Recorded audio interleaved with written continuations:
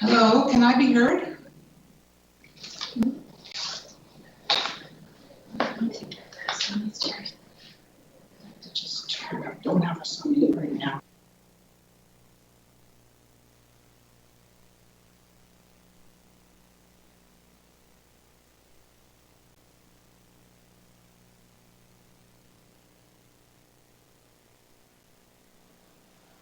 All right, well, good morning, Good everyone. morning. Welcome to Norfolk County Council Budget Good morning. Committee. See, that's the library, that's one of the remote presentations, that's not the council place. And I think he presents first. Oh, there you go. Can you hear? I think we're just going to be working on some technical difficulties and some audio before we begin this morning's meeting. We have a few deputations that we'll be having, and they're just getting organized. So bear with us.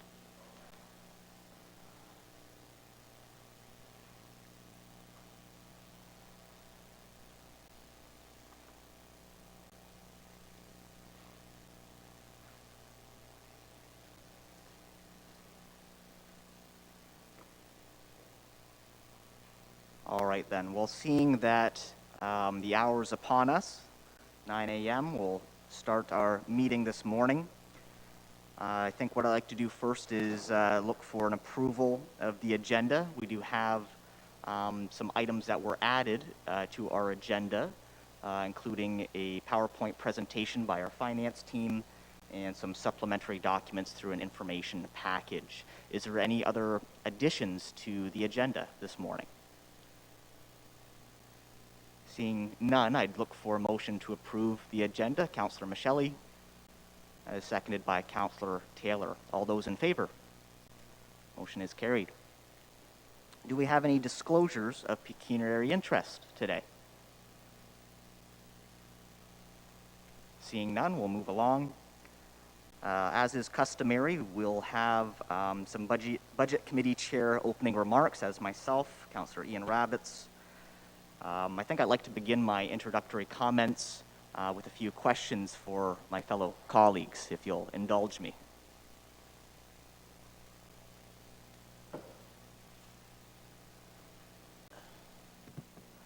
Councillor Columbus, I believe you can see what I've just placed before me here on the table. What do you see? Well, Ian, Mr. Chair, I see a glass that's close to being half full. A glass of water. I hope it's water. It is water. It is Norfolk County water. You've got a good eye on it there, Councillor Taylor. What do you see? It could also be half empty. I'll tell you, and I'll tell the folks listening and watching at home what I see. I see a glass that is half full. I see a glass of Norfolk County water that is half full. Why do I believe that this glass of water is half full? I believe that this glass of water is half full thanks to the work of this council.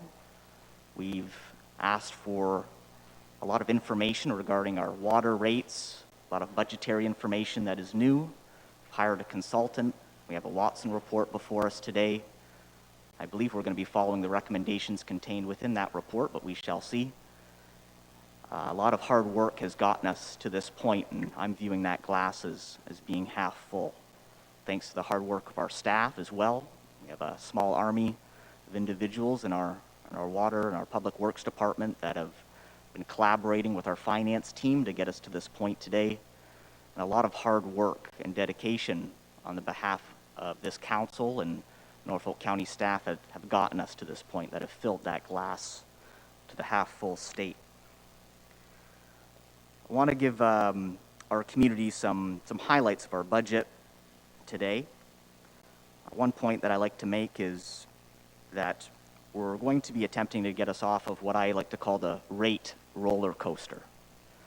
We've been having ebbs and flows to our water rates, I believe, in this county for too long, where there's dramatic increases, decreases, and it's led to a business climate that is quite uncertain. It's very difficult to plan your household finances.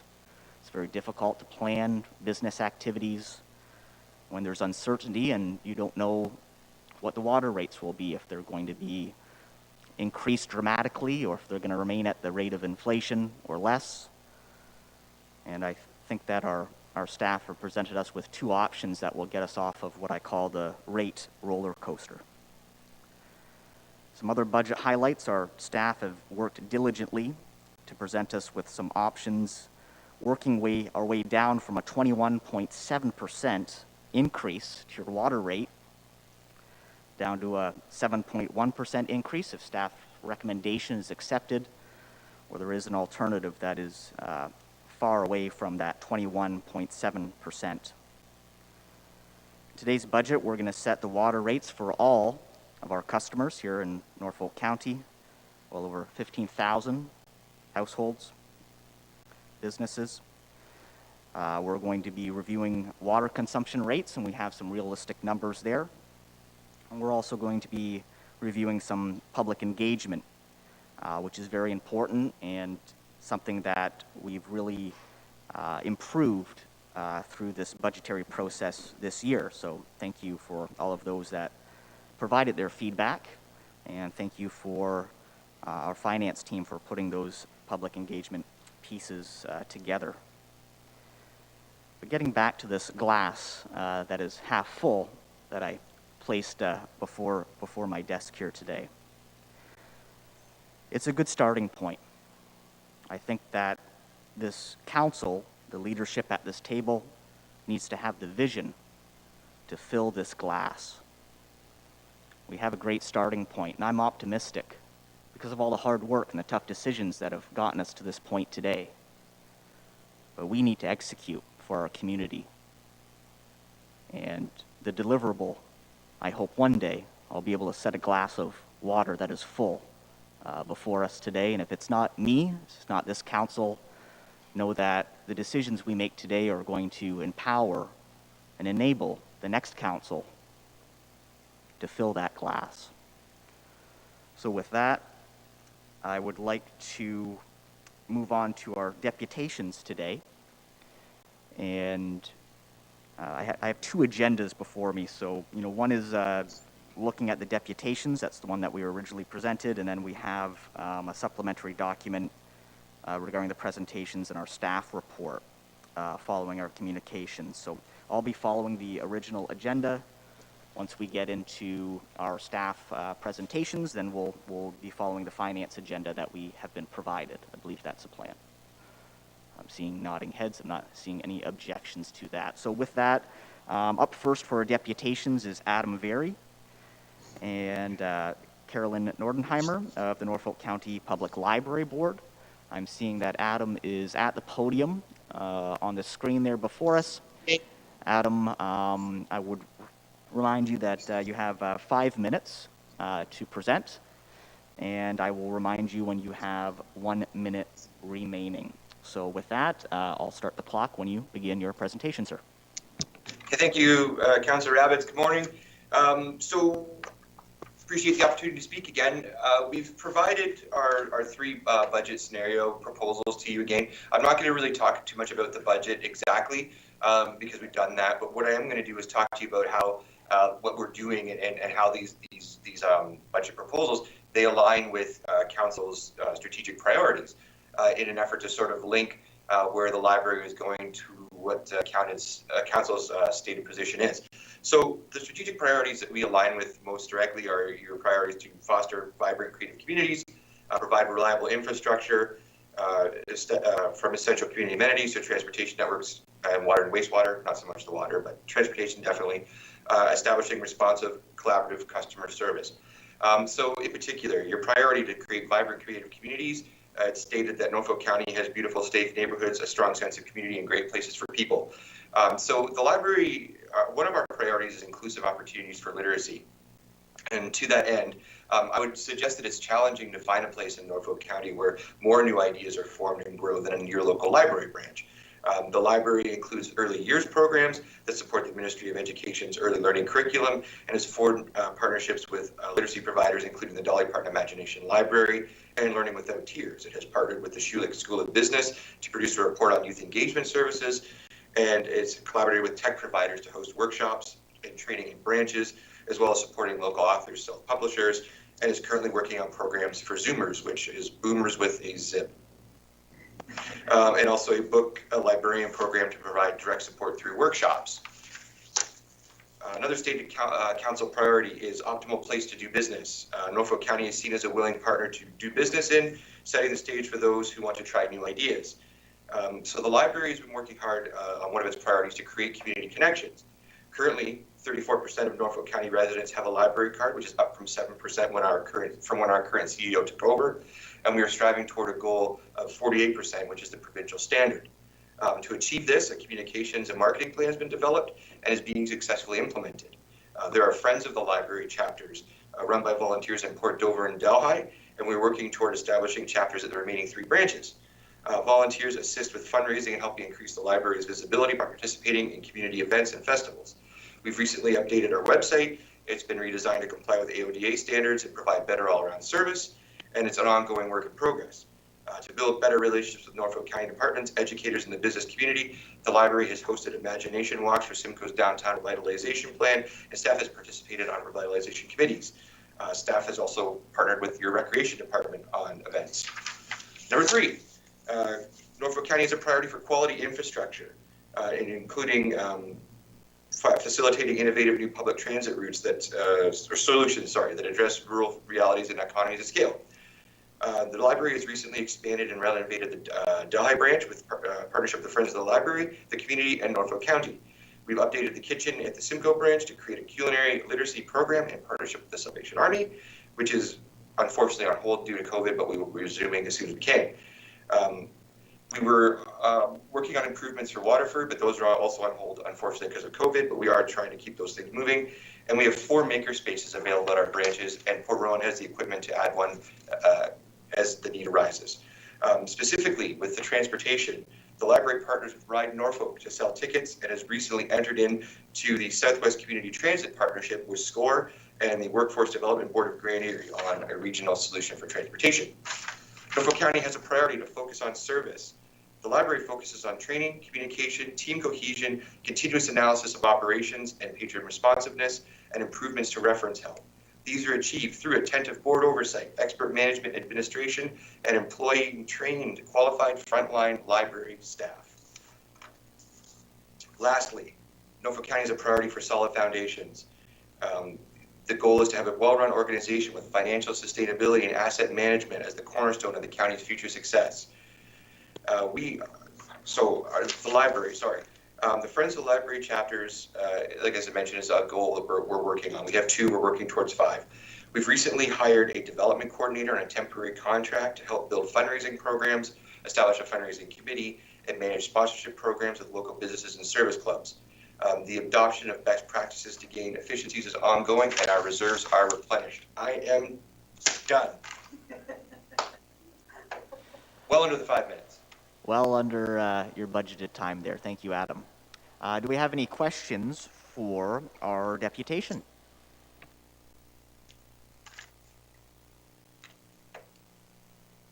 Awesome. None there, Adam. I think you've done your job. Thank you for your deputation today. Thank you. Are there any questions for staff after that deputation? Seeing none. We'll move on to Marion Dowds, and she has a deputation regarding our library budget. Marion, are you on the line? Yes, I am. Can you hear me? We can hear you. Thank you very much. And you'll have 5 minutes. I'll let you know when you're approaching your 1-minute mark. If you'd like to begin, that's when the clock will start. Thank you. Good morning to you all. My name is Marion Dowds, and I live in Port Dover. Thank you for allowing me time to speak about our public libraries, a topic near and dear to my heart, and invaluable resources for all any Norfolk resident with a library card. I'm supportive of not increasing budgets and indeed of decreasing budget amounts where a need for this measure is evident. I have read the NCPL's proposed budgets showing the 3 levels of cuts, and I would like to comment on this. I'm in favor of cuts which do not impact negatively on existing staff. Closing libraries on the Saturday of a long weekend is probably a good idea, so long as the staff member usually assigned to work that day does not lose these hours or salary directly. Closing the Norview branch is, I believe, a positive move. I visited a friend there weekly for more than 2 years, and during that time, I saw only one resident reading. Any Norview resident who wishes to access library services is able to do so, although it may be challenging for residents in long-term care without individual support no longer available from family and friends because of the visiting restrictions in place at this time.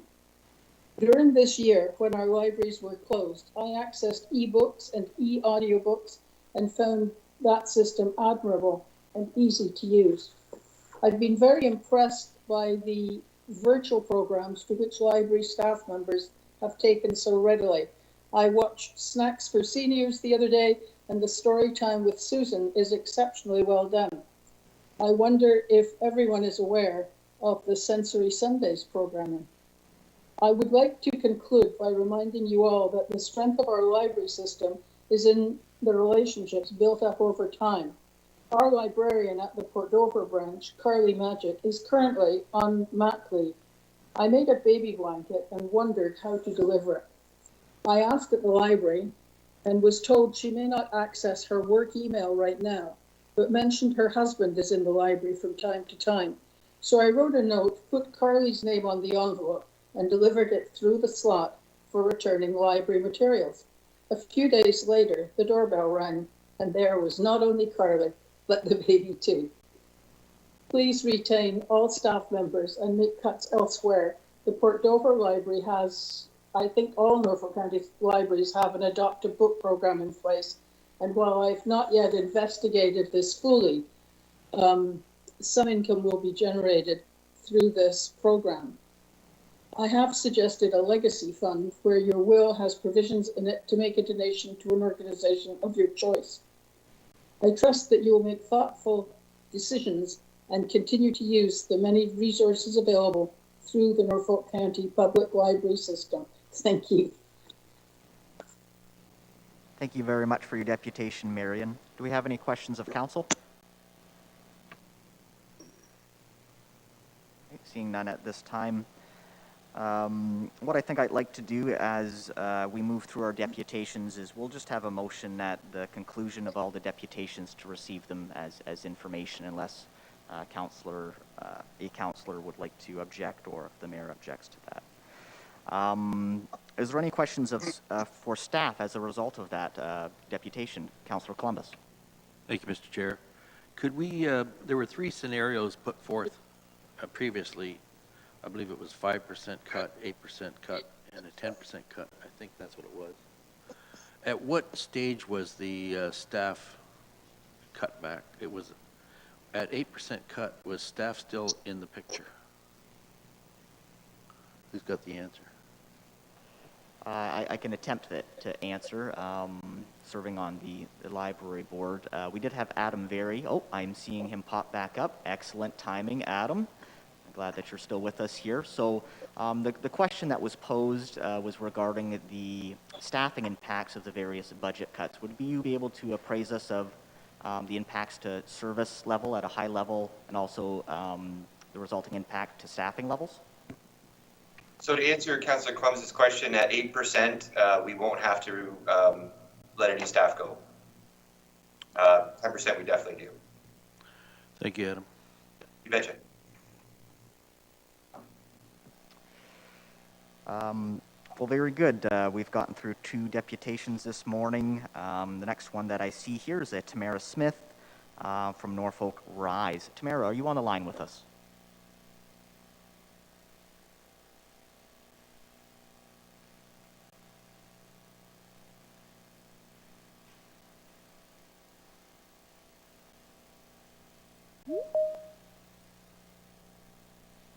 Looking for a Tamara Smith.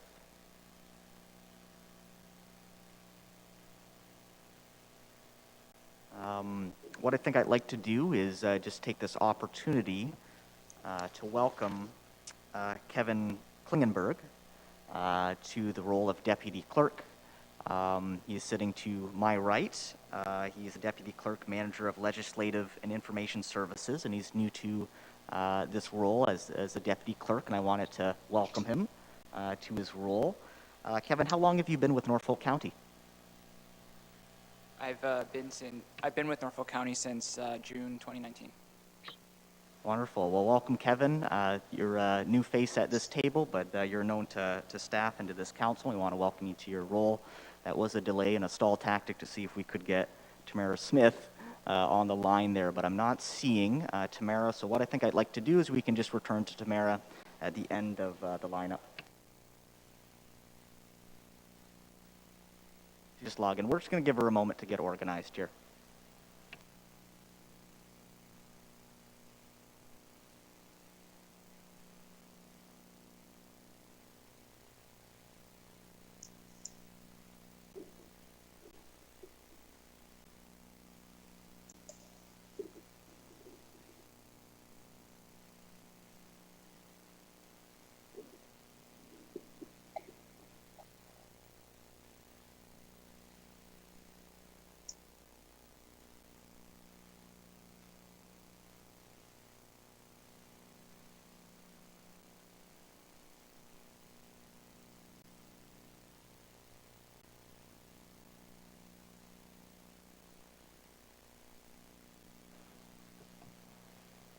All right, I'll attempt again. Tamara Smith, can you hear us? Are you present in the meeting?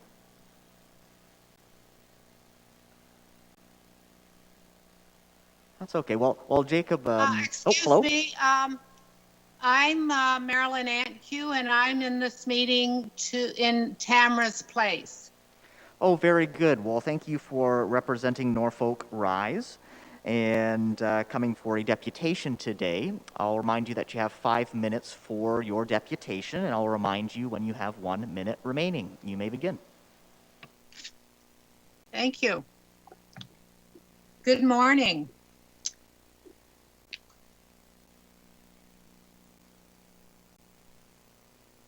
Good morning, all, and I want to thank you for this opportunity to speak to your budget cuts to the Norfolk libraries. As a member of RISE, a grassroots anti-poverty group, I am here today representing community members who live on fixed incomes, who live below the poverty line. The library to these community members offers so many valuable resources and opportunities. Basic comfort needs such as air conditioning in the summer and heat in the winter that people of means takes for granted are a luxury enjoyed by people lacking these utilities. The library partners with RISE in providing free space to host RISE Zoom meetings once each month. As well, the library and RISE, with donations from the community, stock the Little Free Pantry with much needed hygiene products for those living in poverty. The library fosters good mental health with inclusive opportunities to a variety of technological supports, the arts, life skills building opportunities, opportunities to safely socialize, healthy childhood development activities, and new immigrant activities. Our libraries are a vital connection to healthy living information. They are a safe venue for people living in poverty to feel a part of the community at large and to have a voice. Any cuts to library services adds more limitations to people living in poverty and ultimately compromises their overall health status. Please consider this silent minority who needs the library. Please hear their voices. I respectfully submit this. Thank you. Thank you very much for your deputation and for your volunteerism in our community. It is much appreciated. Do we have any questions of council? Okay, seeing none at this time, I have a question. What sort of items Okay. are in the little free pantry? What sort of items are you looking to collect? We've heard feminine hygiene products. Are there other types of goods? What's a short Yeah. laundry list that you're looking for? Yeah, you can, people in the community can purchase through GT French. We have a contract with them for toilet paper at a very reasonable cost, large boxes. And you can purchase those, and a small portion of that purchase goes to Rise to continue to, stock this pantry.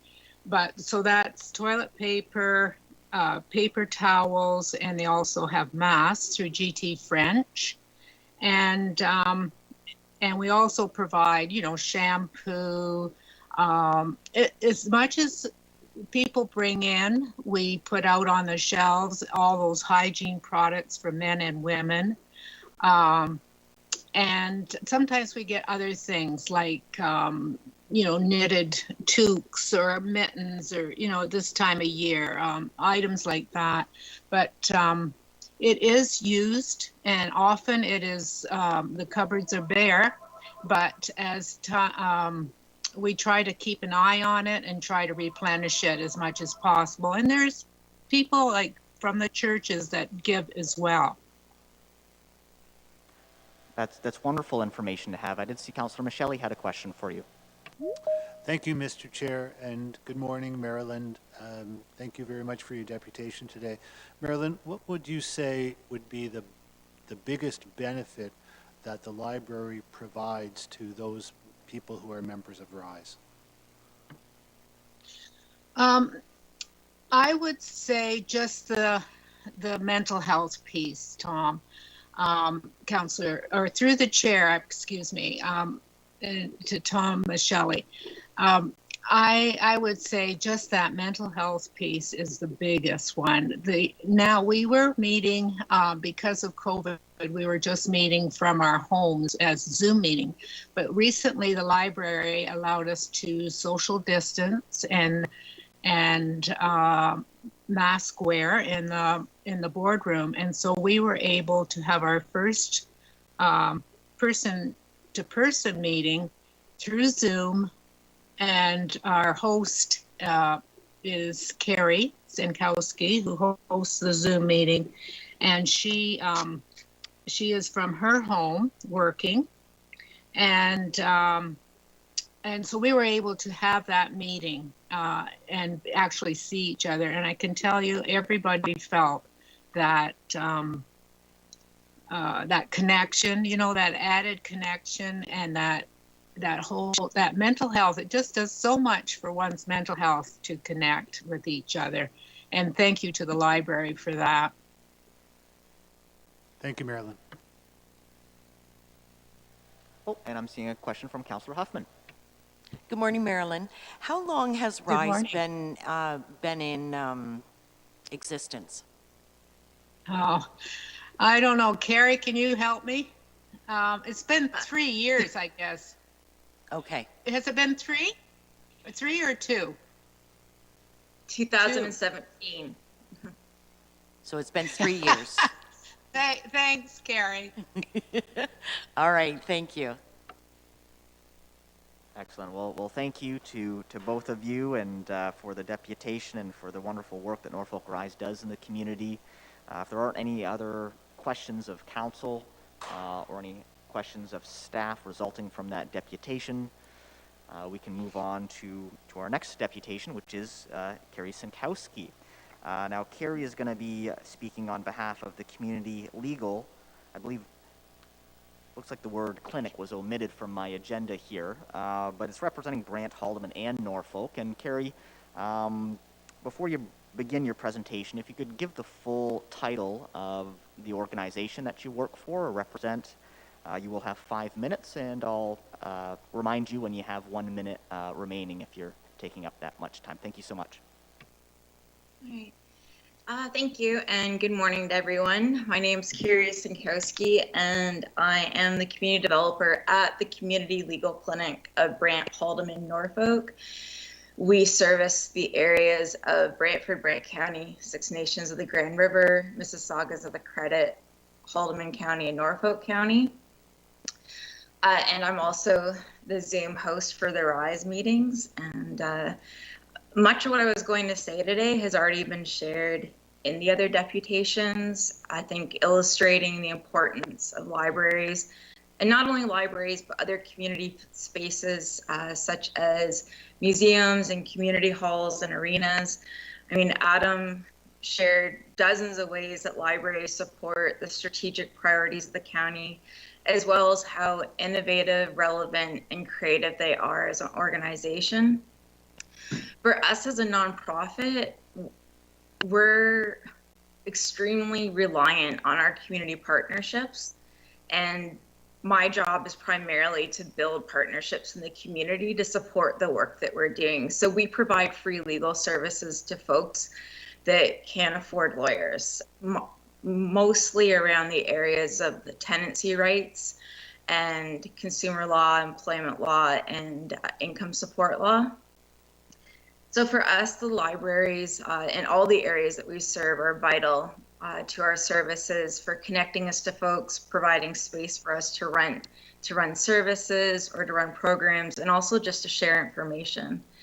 For me, as a community developer, libraries and other shared community spaces such as museums and arenas and town halls are part of the fabric of strengthening community capacity.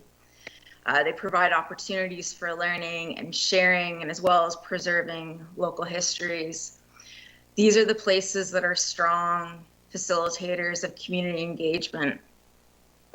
To connect to what Marilyn was talking about, for us, we're really concerned, especially now with COVID, that none of us have been immune to the impacts of COVID. And one of our greatest concerns as a community-based nonprofit is we are concerned about access to justice and equitable access to service. So social isolation and mental wellness have been gravely impacted by COVID, as have the financial situations of many people. So obviously, as you are all obviously aware, a great challenge for a community like ours is geography, making community centers like museums and libraries and in town centers vital for community engagement, which community engagement is extremely important when it comes to mental wellness. So we realize, as we've witnessed in other municipalities, that often the most vulnerable items in a budget, as politicians strive to save costs or create revenue through liquidating assets, are those spaces like libraries and museums. And we're concerned that moving forward, the council seek to reduce those services. Sorry, I hope my dog doesn't howl. He's walking to the window though, so I apologize. And that we're concerned that there'll be more concentration of services in Simcoe, and that services will move out of those town centers, diminishing the capacity in those town centers for community engagement. So as a resident of Port Dover and as a community developer and as a worker for the Community Legal Clinic, we're asking that during these difficult budgetary choices that you're about to make or you have made, that you maintain an equity equity lens to filter your decision. So equity doesn't mean equal. Equity means that we're considering how income, gender, geography, and other social locations impact access to service.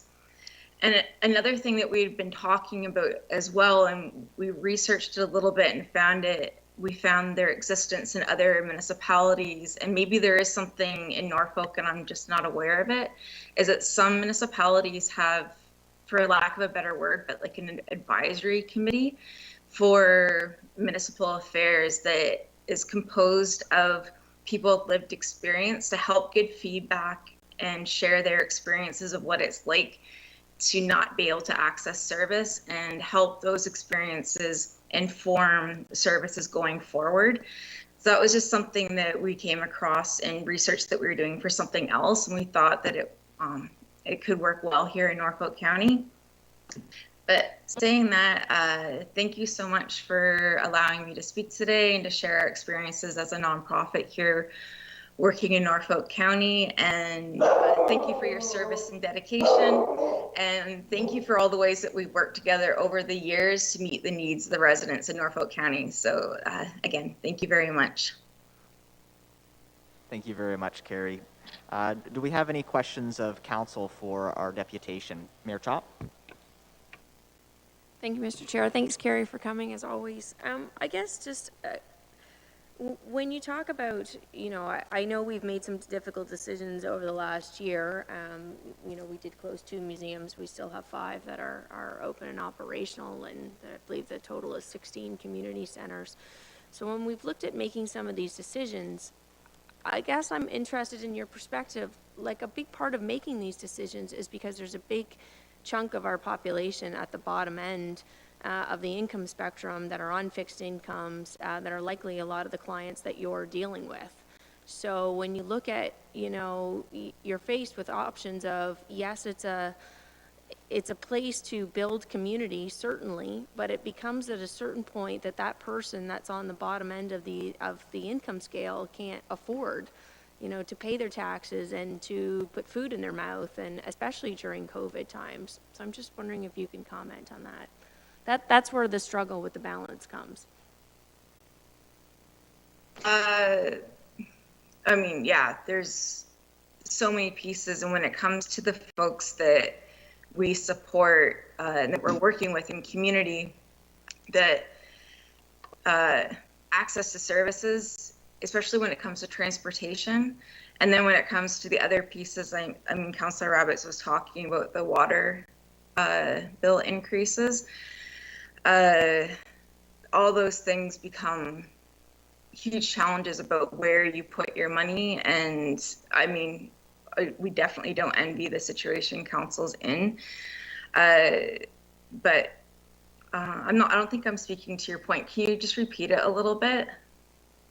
Well, just a simple one on the, so we're looking at, again, water increases every single year for the next 10 years here to address this massive infrastructure gap that we have, where we have 5 water and wastewater treatment plants, and we've got 3 towns with severe water issues going on. So unfortunately, that cost is going to be borne by the 14,000 people that are on water and municipal services. So I'm assuming a lot of your clients are likely those that are living in urban areas, just as an example with the water side of things. So when you look at, making these cuts and being critical of look, when we have 16 community centers and you're looking at disposing of a couple, or you have 7 museums and, we reduce them by 2, a lot of that is because you have to look at every single person that you're serving. And not all people, some people will say, just raise my taxes, keep all the museums, keep everything exactly the same. But not all people in Norfolk County can afford that. And I'm assuming that that's also your client. The ones that you're talking about that need, these services of these community centers are the very same people that likely can't afford these increases in their water bills. Oh, yeah, sorry, my Frankie's really distracting, I apologize. Yes, so the water, yes, so we have clients, who own their own homes, and increase their property taxes can put them to the point where they can't own their own homes. So it does become a really difficult choice between, how do people look after their mental wellness? And that's what these community spaces can offer, opportunities for community wellness. But then at the same time, how do I make sure that I'm keeping a roof over my head? And how am I making sure that I can afford the water that's coming to my house? And that's a struggle that we see with the folks that we're supporting, regardless of what municipality we're talking about, that these decisions about, where to put the money and where, yeah. And then when it comes to budgets, in terms of budgets we can't control, and those budgets that end up impacting us, such as like a municipal budget, you know, that's a very difficult choice for a lot of folks that we're supporting. But all these pieces of the budget that you folks are looking at right now gravely impact our clients, regardless of where you're looking. I hope that answers what you're talking about. Sorry. Well, it does in a way, but I mean, that I just, so that's the understanding. I mean, again, if you're talking about people on the upper, you know, spectrum of income in Norfolk County, the easiest solution certainly is we'll just raise taxes and we keep all the existing services that we have. But it's the concern for putting food on people's table and allowing, you know, having them be able to pay their water bill and keep a roof over their head.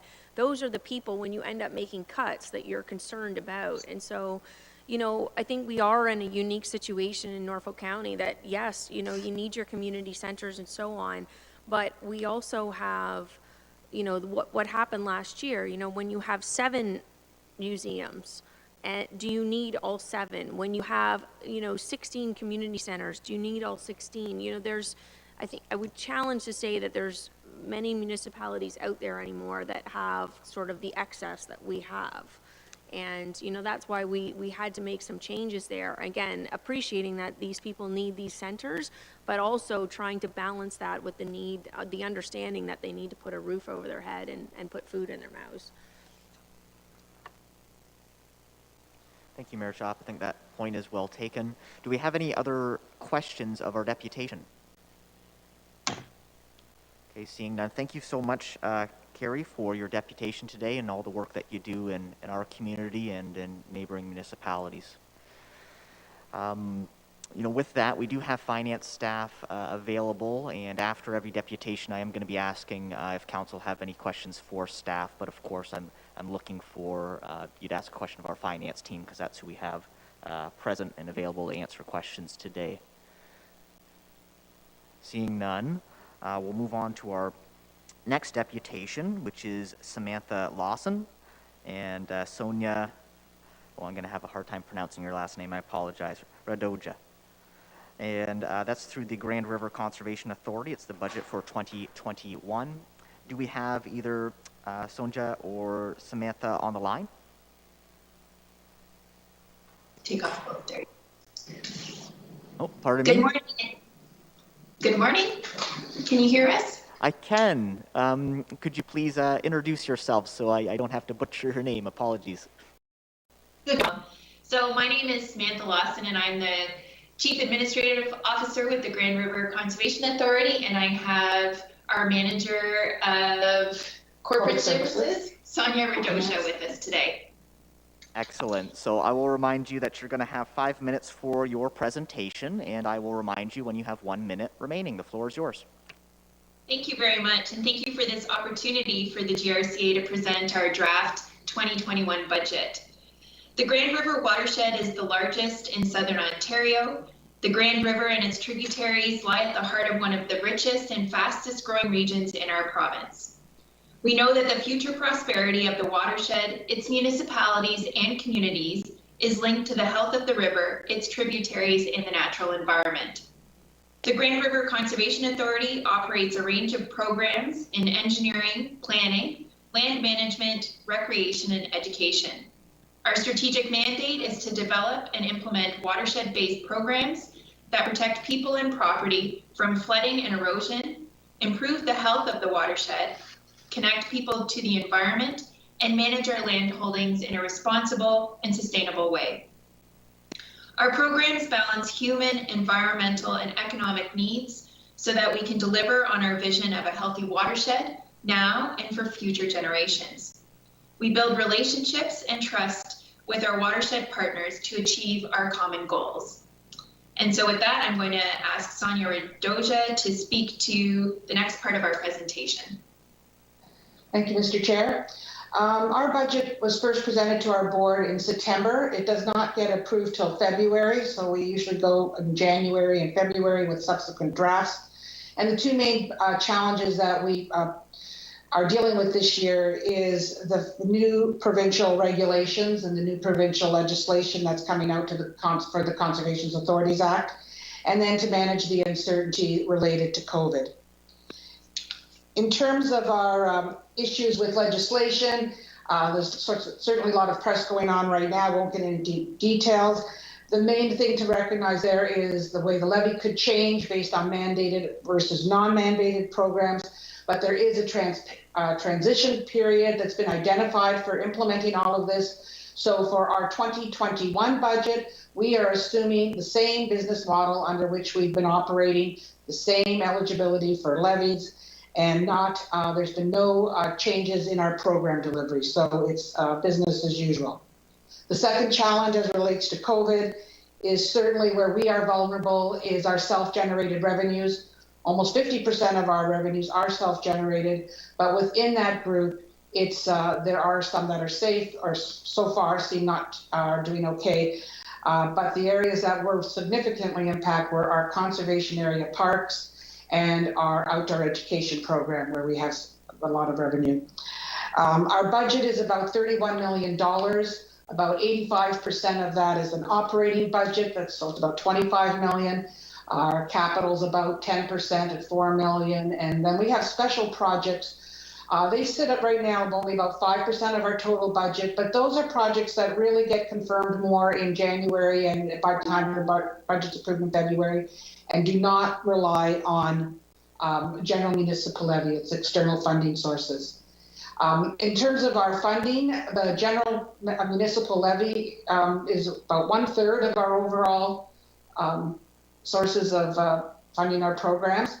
And we are budgeting this year for a 2.5% overall increase for GRCA. Then that levy gets apportioned to our member municipalities based on property values, and the Norfolk County's increase is this year budgeted to be 1.4%, so it is less than the overall average. And there's about 28,000 in levy that Norfolk County contributes to our overall levy of about 12 million. Mr. Chair, that's our comments. Well, thank you very much for your deputation today. The Grand River Conservation Authority is a really valued service for our watershed as it relates to our portion here in Norfolk County, and we appreciate all the good work that you do despite COVID-19, all the challenges that's been thrown at you this year. Do we have any questions of our deputation?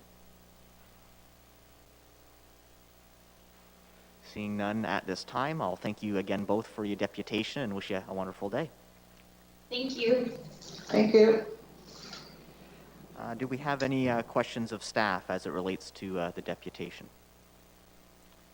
Seeing none, what I'd like to do is move on to our next deputation, which is Ed Dove, in relation to our wastewater rates study. Is Ed on the line? I'm here. Can you hear me? We can hear you, Ed. Welcome.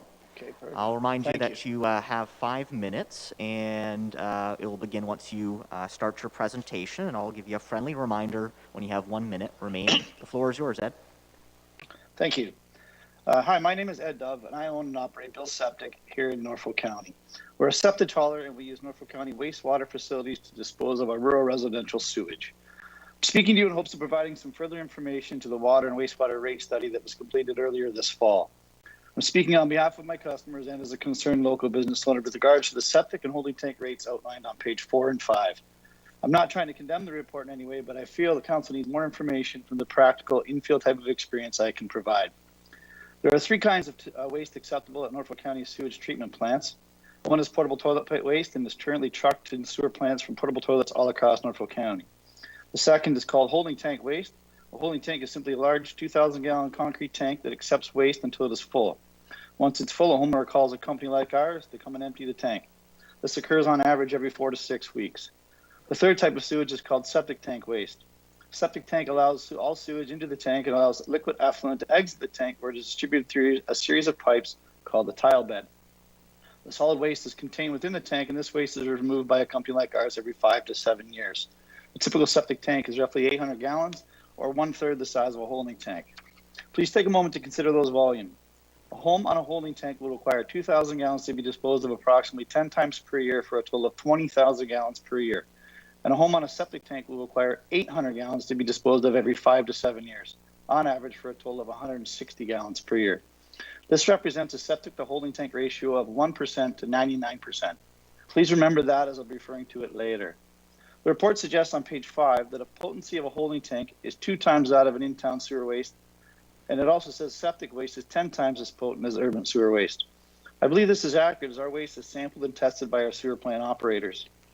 If we accept those figures, then it would stand to reason that a homeowner on a holding tank should pay twice as much as a homeowner on town sewers, and a homeowner on a septic tank should pay 10 times that amount of that in-town homeowner.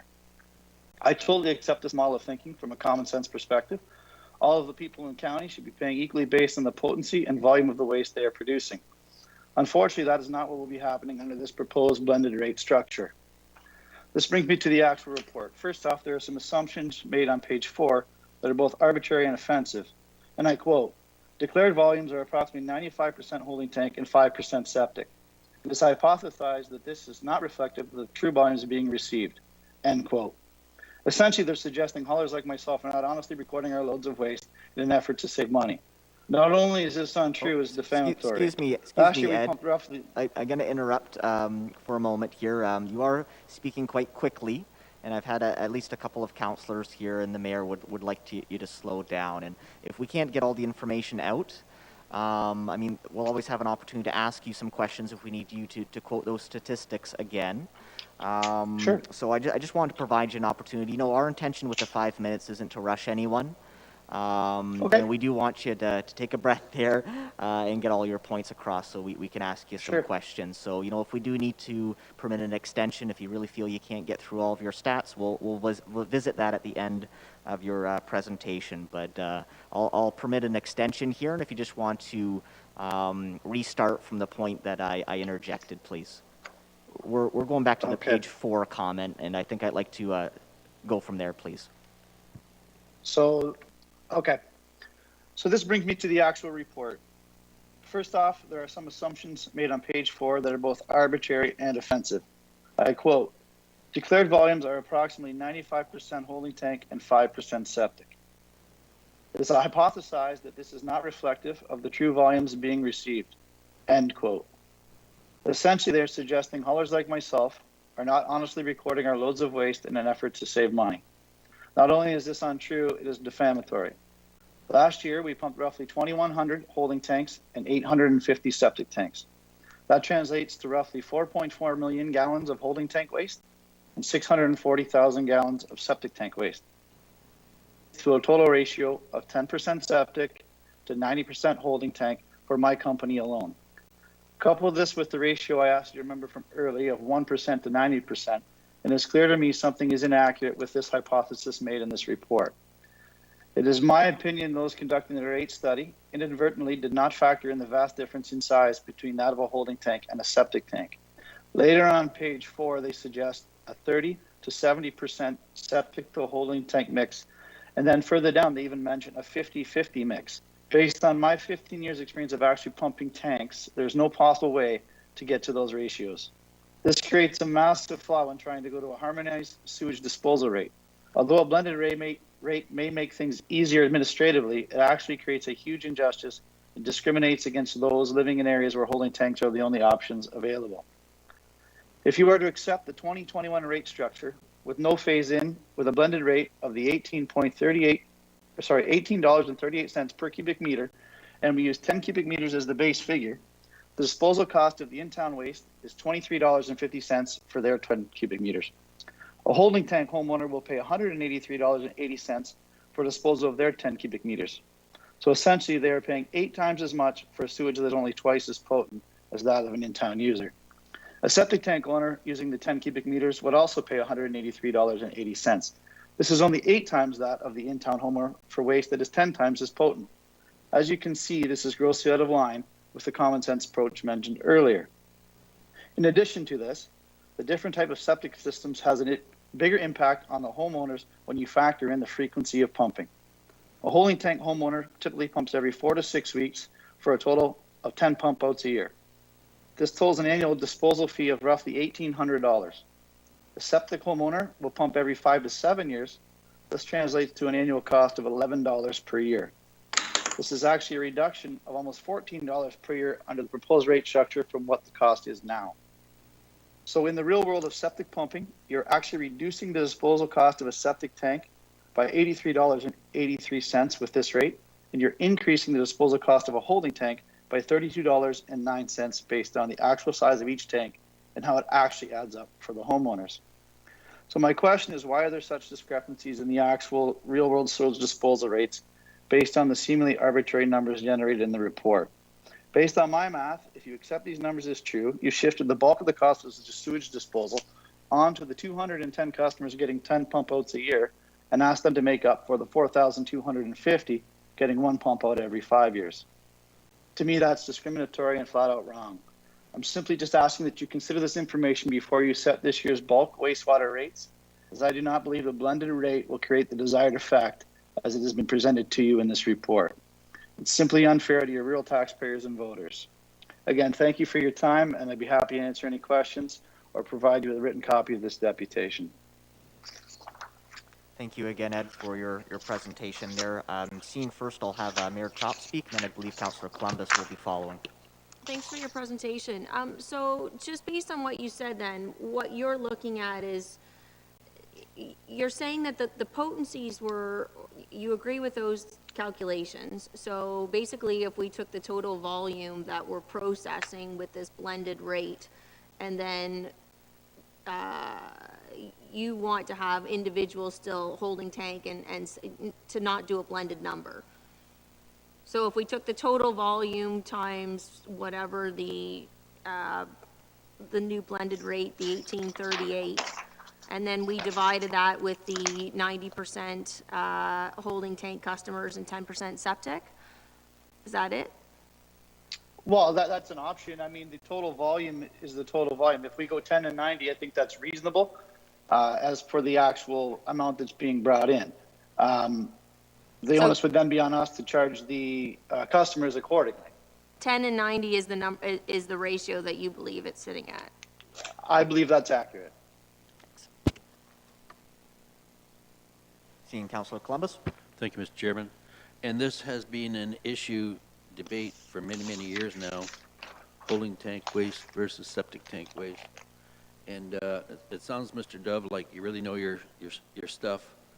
And I just wonder, have you actually shared this information with Public Works staff prior to this, and the finance staff? Not this go around, no. I was involved last time. As you recall, it was brought up, I'm going to say 3 to 4 years ago. I realized it was a different administration.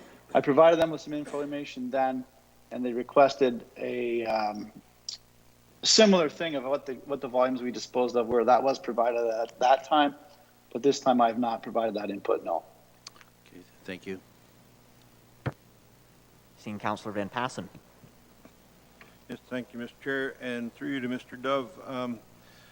Everybody seems to agree, well, or you seem to agree that holding tank waste is twice as potent as the regular waste that comes through the pipes. But, you know, anytime I've been to a hardware store, they only sell one set of taps, one type of toilet, one set of sink. Where did they come up with the assumption that it's any different running into a holding tank than it is into the municipal pipe system? Seems to me it's all the same stuff, so where do they come up with that conclusion that it's twice as potent? To be honest, I'm unsure. The waste is tested, and it was explained to me on the last go around, like I said, 3 to 4 years ago, that on average, it only takes maybe a few hours, maybe even a day for the in-town sewer waste to get to the sewer plant via the city sewers. If a holding tank sits for 4 to 6 weeks, from what I understand, that's where the increased potency comes from, is the time it sits. I guess the explanation is that if you go away and you leave your toilet without flushing it, and you go away for a week and you come home, you can definitely tell it's different than when you just did it.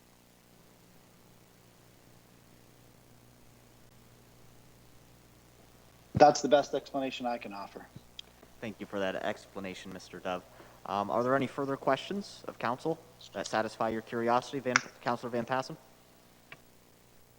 Well, unless it evaporates or there's a hole in the tank, I don't understand it, but that's not my area of expertise. Not mine either. Perhaps we can ask staff for some more information following our deputation. Are there any other questions for Ed Dove, however? Mayor Chop. Thank you, Mr. Chair. Just Ed, what area of the county are you in? Do you service mostly? We service the entire area from Long Point through to basically Renton and Brantford Road to the south. Are there any further questions for our deputation? One more, Mayor Chop. Sorry, just me again. Are there any, again, I'm not suggesting that's what's going on, and I appreciate your comments. Are there any, if they felt the need to put checks and balances into place, if you moved away from a blended rate back to two separate rates for holding tank and septic, are there any sort of, measures that could be implemented to, ensure, again, not by yourself, but, if there was some abuse of the system? Is there anything that you could recommend in that way? I guess what I can say, I don't know what the system would be. I know they exist. I don't know the cost associated with us. At one time, prior to the Port Rowan wastewater expansion and new build, there was a metered system there. It was not overly effective. I did not really use it much, but it was a possibility. So I'm quite certain that this could be done. Again, I don't know how or what technology exists, but I know it's out there. Sorry, just explain, a metered system on what, to determine? So currently, the process is the truck backs up to a large hose, we unload, and it goes through the town pipes into the main flow with the regular sewage coming in from the community. So at present, there's no metering system. It's an honor system, which I do understand the concerns with. However, that's all what's in place right now. At one point, there was a metered system in Port Rowan that measured the actual volumes, and it did not differentiate between the septic or the holding. I'm not sure if that technology exists, but I think it probably does somewhere. All right, do we have any further questions for our deputation? Seeing none at this time, I'll thank you, Mr. Dove, for your deputation today and for providing this council with your lived experience regarding this issue. With that, do we have any questions of staff as it relates to the deputation that we just received? I imagine we have Public Works in attendance this morning as well. Any questions for staff? Mayor Chop? Thank you, Mr. Chair. I guess my question for staff would be, it makes sense to me, actually, to be honest, when the breakdown between the holding tank and the septic, the split. So given that we know the total dollar value of what we're expecting from the volume and the blended rate, how difficult would it be to break that down into, back down into a holding tank and septic rate?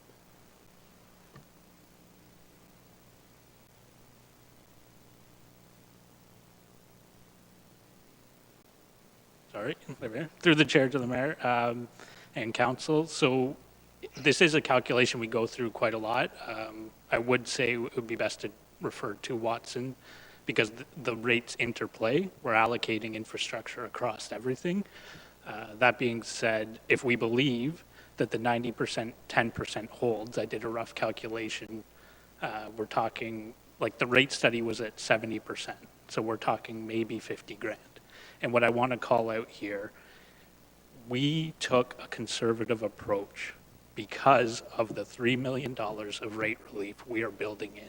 We cannot have a risk outside and operationally, right? And we called out in the report that if these assumptions prove to be untrue, or if there's something that we've missed, we will adjust them for the second year. But we can't base our assumptions for a 10-year plan on something with extra risk because we are already taking risk to keep rates low. I don't understand the risk though. It would be that the septic users would be charged more. We know the total amount that we're looking at, so we're increasing the septic rate, right? Yeah, sorry, my apologies. Yeah, so we could split the rate. That being said, previously, And throughout like common practice, and we can have Peter from Watson, it's the general accepted principle is to blend the rates. I know there's a bit of ins and outs, but to monitor and actually understand what is happening, we only do about 11,000 meters cubed a year from discussion with Public Works, which I think really they should weigh in on the whole solution, but even adding 1 FTE, that means you're adding $5 per cubic meter roughly. So the cost to monitor, even with 1 FTE, it's going to take you right back to whatever you save with blending. So as we went through, we felt that the best approach was to align within, like to have a normal in the industry where they blend the rates. We understand there's a bit within the holding tank, but the cost to actually be able to monitor this, and it would be testing likely. If it came in, you'd have to test to understand the concentration. So it just creates a cost to monitor that's very difficult and costly in itself. Okay, I'm just going to push back. So, but we're not monitoring now. That was what I was asking about. What measures were available that are out there? We're just taking their word for it when the hauler drops it off. So I don't really understand the 1 additional FTE. That's what we're running on currently. We're doing the 2 separate rates as it stands. Are we looking at reducing 1 FTE? I didn't see that. My apologies. So let me clarify. So currently there is no FTE, and we are taking at face value what is declared. The declarations that we see, this is what has received at the plant, is 95% holding, 5% septic. In blending the rate, we're moving to a standard, and our assumption is then the need to monitor is not as important because it's one harmonized rate. If we don't, and as we've discussed, there is some uncertainty around the assumptions. We want to get a clean read. In no way did we intend any offense. It's just something that we have questions over. So the only way to get a clean read, if we keep separate rates, would be to monitor. So if a truck shows up, how do we know where that has come from? You would need to test the concentration and the potency. And the cost to test that, to accurately charge, has cost. Okay, I'm going to keep going though. But in that case, to have a full-time FTE there to test, that is, sometimes people slip through the cracks. It's cheaper to let a couple of bad apples go than it is to hire an FTE to sit there and test the concentrations coming in. Would you not agree?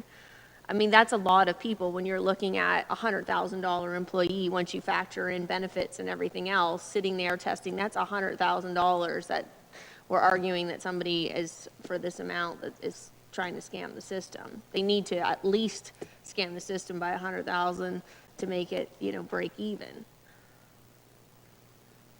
Through the chair to the mayor. So I think it would be pertinent for Public Works to weigh in, but I would say if this waste is showing up, so we don't want a full-time FTE, then we would need to arrange with haulers to deliver on certain times. Or how do we monitor, how do we know when we have a truck that shows up, what is in that truck and where it came from? That's the goal. How do we do it now? We don't. We take what's declared. Yeah, so why would there need to be, so are we saying that somebody at the plant itself then has seen that that the 90-10 ratio that our deputation spoke to is not accurate? In discussions, the hypothesis was that it's probably not. As I said, we want to know. We can't say for sure, and I would like if they would share the numbers of the backups. We were always looking at harmony and looking at equal rates. So I think having us being able to look at those numbers would be valuable. there was a lot of numbers quoted quickly, so I can run the scenarios of what a residential person would pay or not. When I knew that there would be a deputation regarding this, I ran more for a seasonal, 4,000 liter tank, and 8 pump outs a year. And when I compared that to a residential user, the septic rate was, the holding tank rate was actually lower with the harmonized rate by about $170. And the reason it's lower is because we are not charging septic haulers for the distribution system. Sorry, one more question, and if I may. So what is the percentage, I mean, I know it's in there, what is the percentage of septic that we have now in the years, trailing years past that we've built? So what we see now is about 95% holding, 5% septic. That's what we've been billing. That's what we've been seeing coming through. Okay. Well, thank you for that information. That was from Mr. Tyler Wayne, financial analyst, cash management. But I did see that our SLT team wanted to weigh in. I saw Ms. Shelley Darlington, general manager of corporate services, or our CAO, Jason Burgess, may want to have some additional information. Yeah, thank you. Through the chair to the mayor, and I'll have Mr. Godby comment.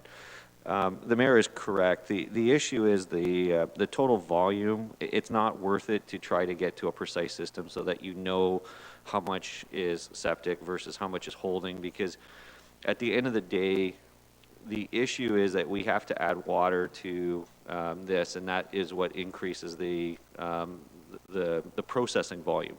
At the end of the day, you're looking at how much is being processed through the plants to treat it.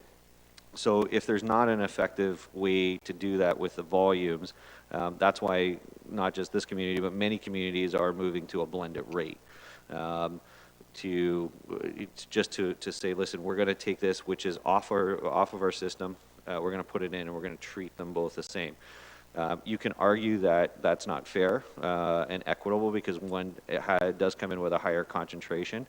But at the end of the day, it's how much cost do you want to put into the system to create a true fair system? You know, when we look at this, it might not be a full move in the right direction, but you know what's being proposed by staff when you go to a blended rate and holding that blended rate for a period of time, it's an improvement over what has gone on in the past. The other thing, and Mr. Godby, I was just having discussions with Mr. Godby on this, as our systems get improved with newer pipes and stuff, those ratios of how much additional water that's required in each of those systems will also change. And because there'll be less groundwater intrusion into our systems, which is a natural dilution of waste going through the system. So, you know, the situation is we can go back if council decides to separate the rates. You can go back to separate rates, knowing that, you know, there could be people who are paying less than what they are for the waste going into the system. And in this case, a blended rate is more transparent because you know, you may not, you know, it is one rate that's stated, and you know, and both are being treated at the same level. So I understand that council may, for septic tank users and holding tank users, you may want to continue with the separate rate. We can go back and make those adjustments. But the concern is that if we're off on our volumes, you know, we may have some deficiencies that would have to be made up with rate adjustments going forward. So we're not opposed to separating out the rates. We're just trying to move to a system that is more straightforward and easier to manage. You know, easier to manage going forward, and is more transparent with the rates that that are posted. Thank you for that, Jason. Now, Councillor Van Passen has been patiently waiting. I'd like for him to have an opportunity to speak, and then we'll hear from Councillor Columbus afterwards. Thank you, Mr. Chairman. I also, when I read the report, took exception to the fact that they sort of insinuate that the drivers delivering the tank pump outs are not being honest. It makes no difference to the driver to tell them honestly what's in there. And there could be loads that are 100% septic. There could be loads that are 100% holding tank. It just depends on the schedule of the day. You could always randomly audit, just ask for their work log because they will have it all there. So, you know, it makes no sense to me to charge one group a whole lot more than what it's costing, and to hire extra staff to verify. Let's, you know, Mr. Wayne just said that that's 11,000 cubic meters a year that is delivered to our plants by the trucks, and that's out of a total in 2019 of 5,399,913 cubic meters. It's like a drop in the bucket, but that's not right terminology for a sewage plant. But, you know, to hire somebody to audit it because you don't trust the honesty of a truck driver is absolutely ridiculous. To blend a rate and penalize, I did run those numbers comparing an urban residential customer. The average use is 128 cubic meters a year of water. So they would be paying every month for 10 cubic meters of water I used, plus a meter charge, it's like $41. The waste at $2.19, plus the charge is $96. You get that same rural customer, he has to truck his water in at 3 times the price plus delivery. So rather than $40, it's costing him $164 to bring it in. And then he's going to pump out that holding tank that's going to cost $230 plus the pump out.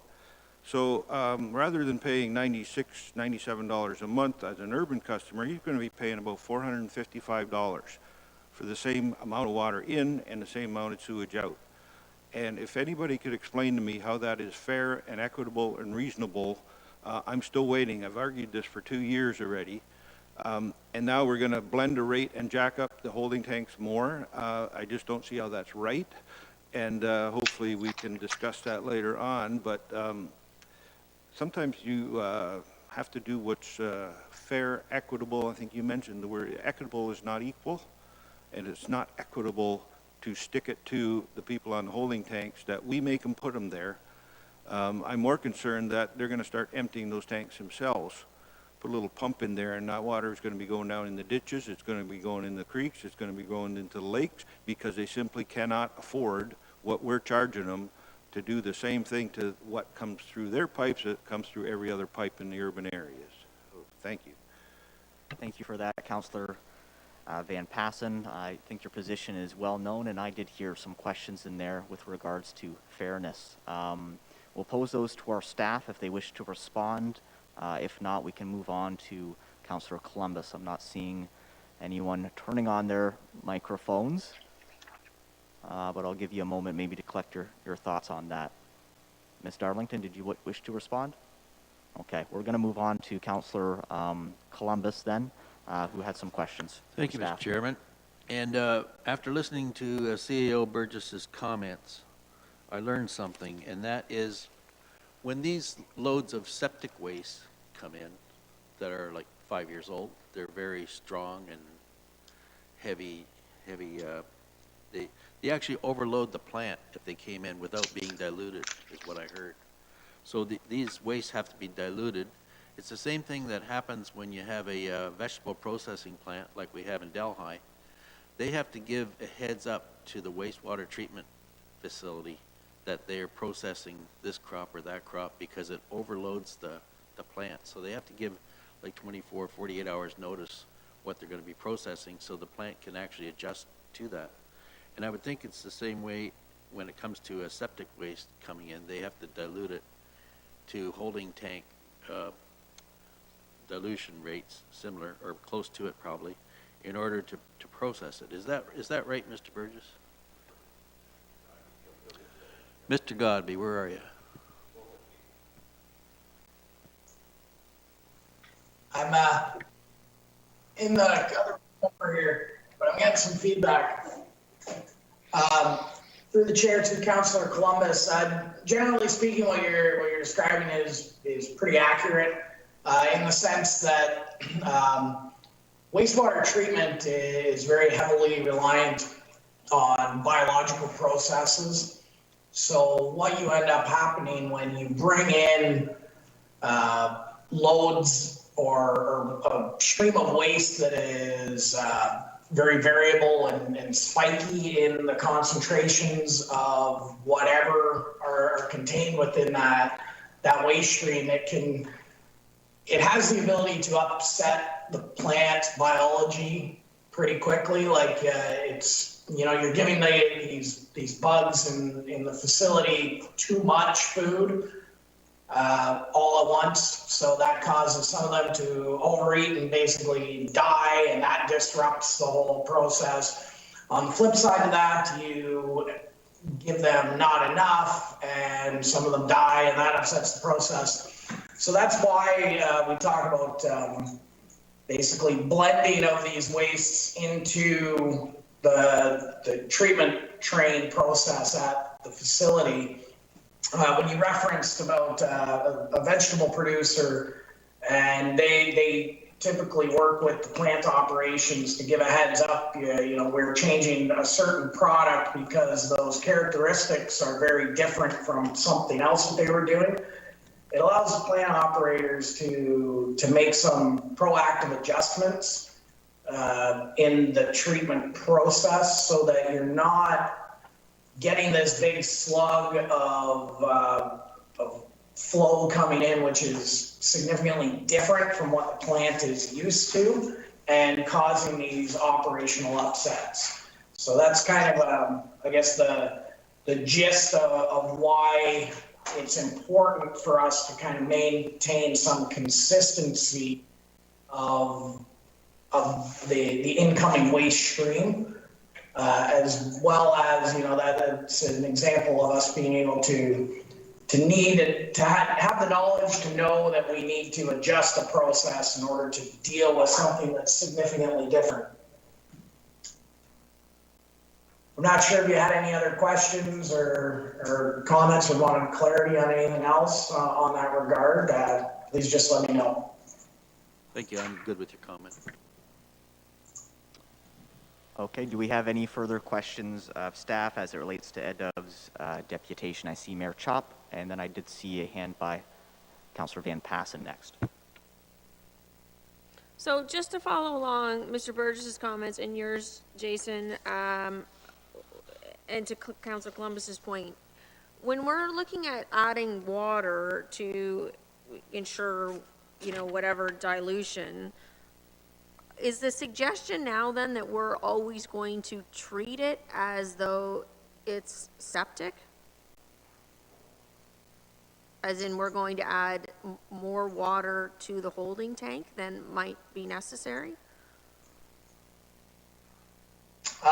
Through the chair to the mayor, I guess let's just first to clarify, we're not adding water or anything like that to the waste streams as they're coming in. In the case of, it can depend facility to facility and dependent upon the amount of wastes that are coming in from the community and what percentage of flow some of the hauled waste actually makes up.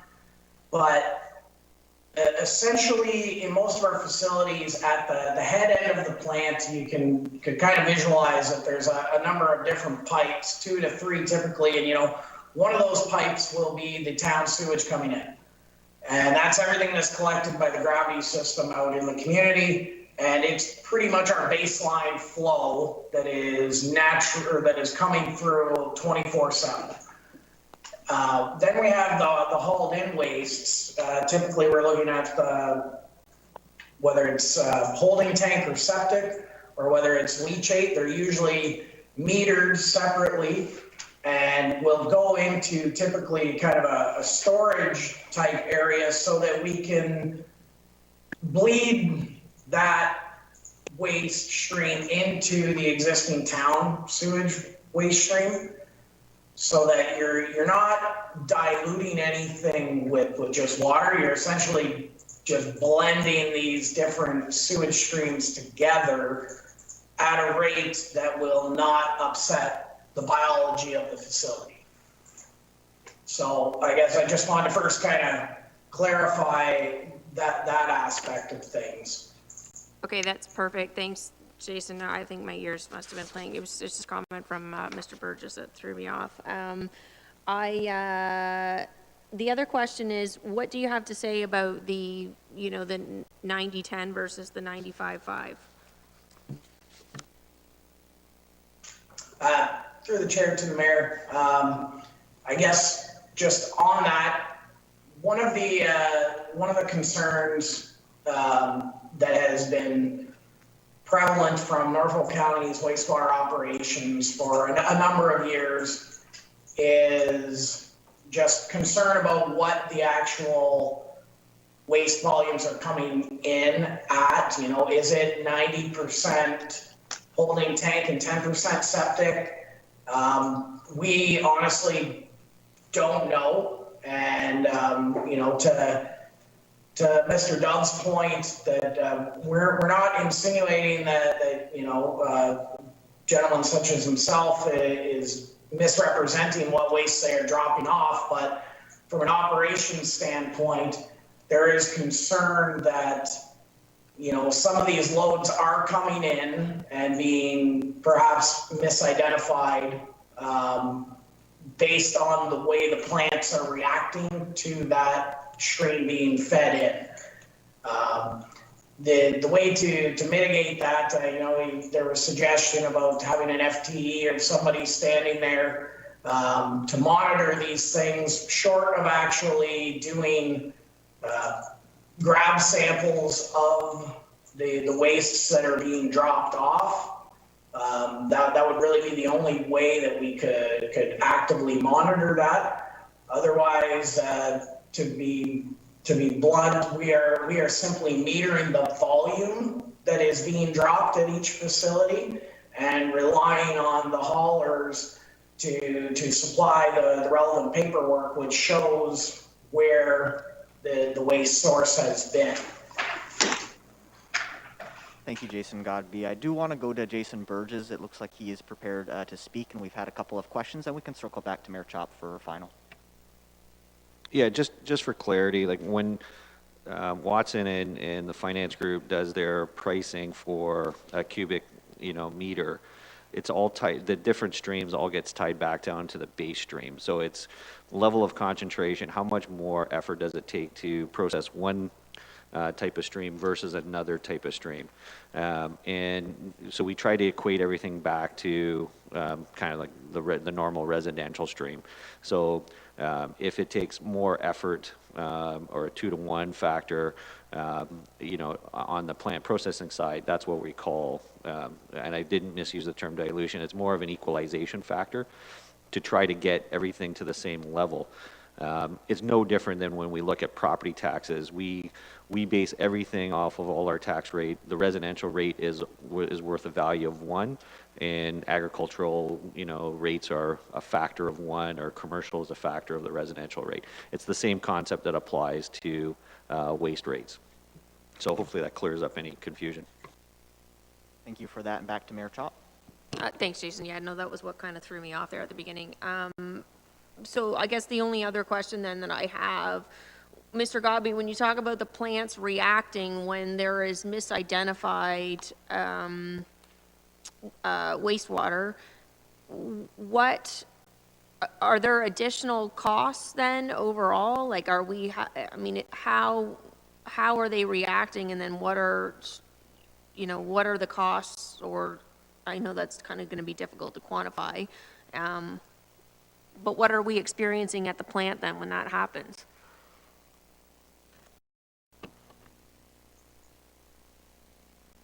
Through the chair to the mayor, say a load of septic waste was put into the system and it was labeled as a holding tank waste. Realistically, on the immediate operation of the facility, there's typically a volume enough that can be buffered out, no problem. It's not like it's going to, something of a tank of that is going to disrupt the entire biology of the system. More of it comes down to when you have these extra concentrated loads, it'll draw more demand out of the aeration system and out of some of the other areas in the treatment process where you're perhaps putting in some chemical inputs, where that's where those additional costs of treatment come up.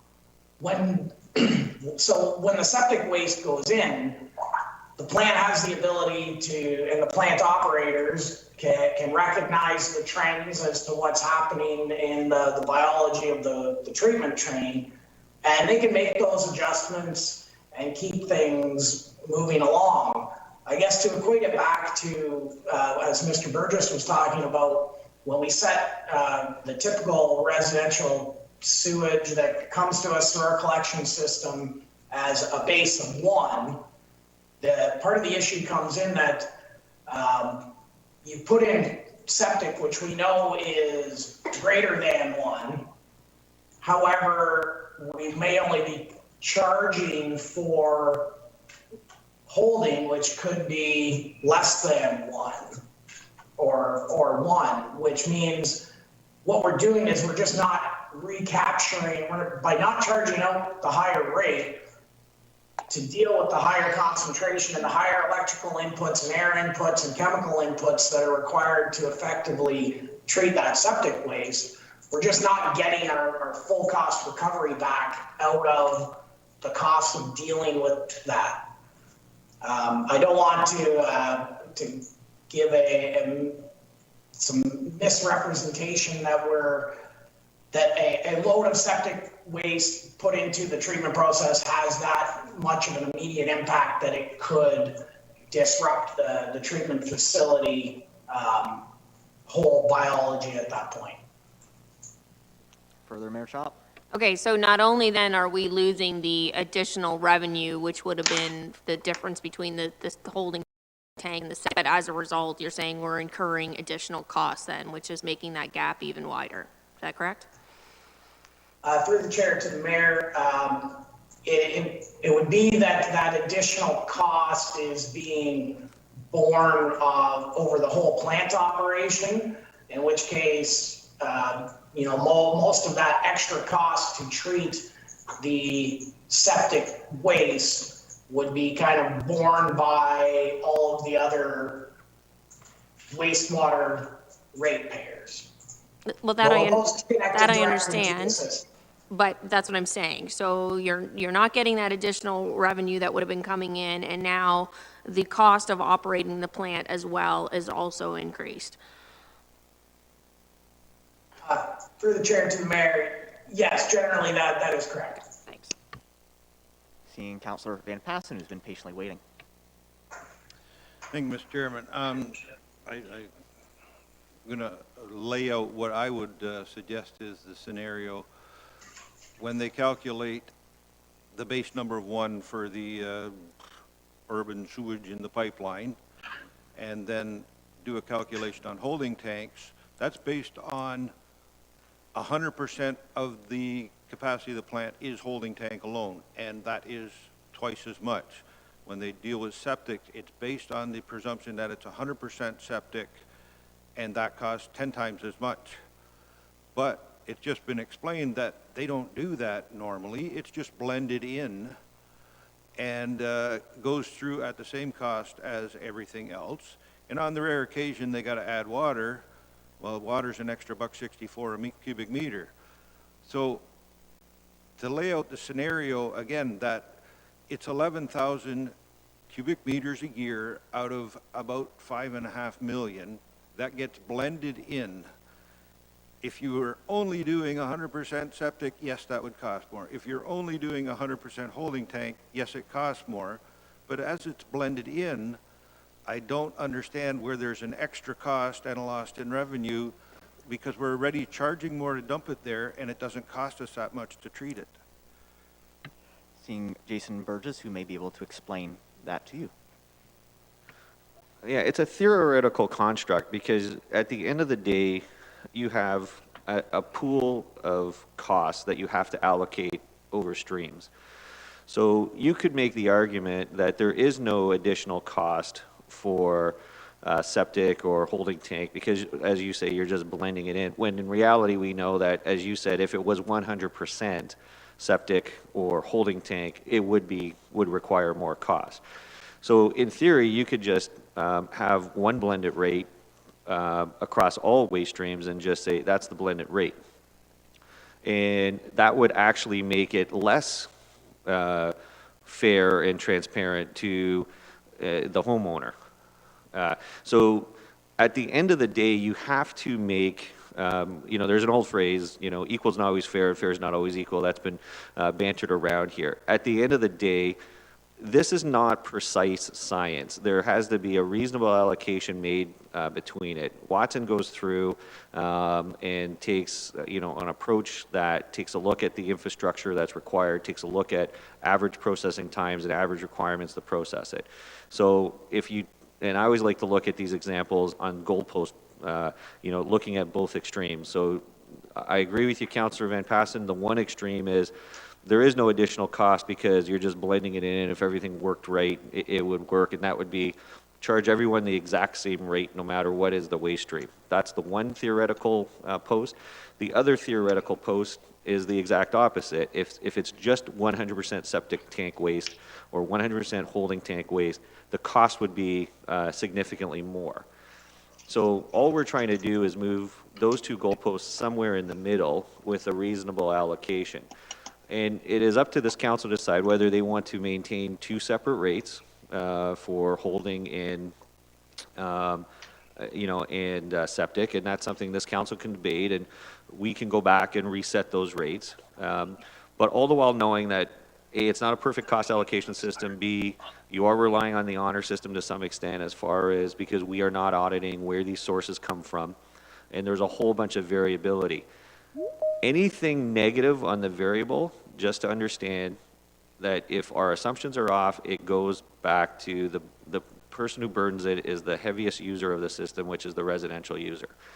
So, I would just say that none of these things are perfect, none of these things are precise, and none of these things are scientific. But at the end of the day, what we do have is we have years of data that says, we've been pumping waste into these plants and running these plants for years. We have the data that says on average it costs us this much to do it, and we're just trying to allocate it out. And if you want a bit more allocation processes to different streams, that's up to this council to approve. But if you're trying to find how to put the caramel into the chocolate bar to get that precise measurement, it's never going to happen. It's just really around between those two theoretical goalposts, how are we splitting that goalpost?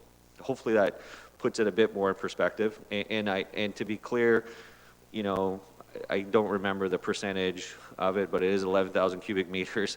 We are not talking, we can only spend so much time really looking at how much we want to break down that when we know that there are increased costs. There's no one that disputes that if it was just that, there would be increased costs. It's just how are we splitting it out? Thank you for that explanation. Jason, I never thought I'd hear chocolate bars and septic and holding tank waste in the same sentence, but we've managed to do that this morning. All before noon. There you have it. Now, do we have any new questions for our staff as it relates to Ed Dove's deputation? Okay, seeing that at this time, I did have one for myself, and I would like to direct it to Mr. Wayne, because it is his recommendation within the report. And so we're dealing with either blending the rate, or if council would like to propose an alternative, I'm trying to determine what that alternative would be based on maybe your secondary recommendation. Would it be to keep it as is, or would it be actually to hire that full-time equivalent and have someone stand by the receiving end of it? My opinion is you can only manage what you can measure, and it seems that your recommendation, there is a form of measurement in there where we'd be able to get some information back in a year, as you had suggested. But with the keeping it as it is, I believe you've alluded to that there is in fact no monitoring taking place. Thank you. Through the chair to Chair and Council. So I think from the discussion, we all agree putting an FTE to try to monitor isn't a prudent decision. I think the question for Council, as Mr. Burgess referred to, is do we want to split rates or harmonize them? Mr. Simcisco from Watson can speak to it in his presentation as well. I would say if we do want to split them, we will rerun the model. It may seem a straightforward split, but because of some of the changes on leachate as well, where there's some cost pools with leachate, where we saw some big swings there, we just don't want to rush something and provide incorrect rates, especially when we're setting them up for 5 to 10 years. So I think maybe we let Mr. Simcisco address it, but I put it back to council on whether you want a split rate, and we accept that. Our rationale with harmonizing was that you're now paying the same rate for each. But I understand there's a bit of the equity discussion, but the cost to refine that is more costly than discovering. So I just leave it at that, and we can discuss it later, but it comes back to council and whether you want a harmonized rate or a split rate. Understood. Thank you for that. So we have two options before us. Again, just to reiterate, blending the rate or leaving it as is, and we'll have some more information from Watson. We will have an opportunity to debate this a little bit more further into the meeting when we're looking at entertaining any motions to the contrary. So we've gone through all of our deputations here, and I think what I would like to do is just have one motion to receive all of our deputations as information. Seeing Councillor Martin has moved that, Councillor Michele has seconded, and can we have a vote, please? All in favor? It is carried. Moving through our agenda here, we do have we have a communication from a Robert Andrews 2021 Norfolk County Water and Wastewater Rate Study. Is there any discussion on the communication? Seeing none, can I have a motion to receive the communication as information? Councillor Huffman, and seconded by Councillor Taylor. All those in favor? It is carried. Before we get into our staff presentation, we have been at it here for the better part of an hour and 40 minutes. I think I'd like to afford an opportunity. Let's have a good 10-minute break, please, and we'll be coming back for 10:51. Okay, 10:51 on the button.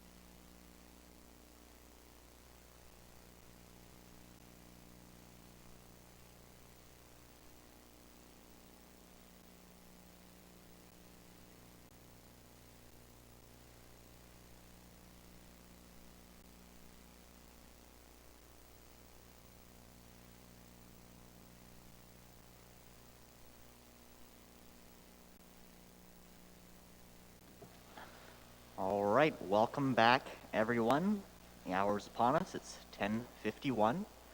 We just have returning councilors taking their seats.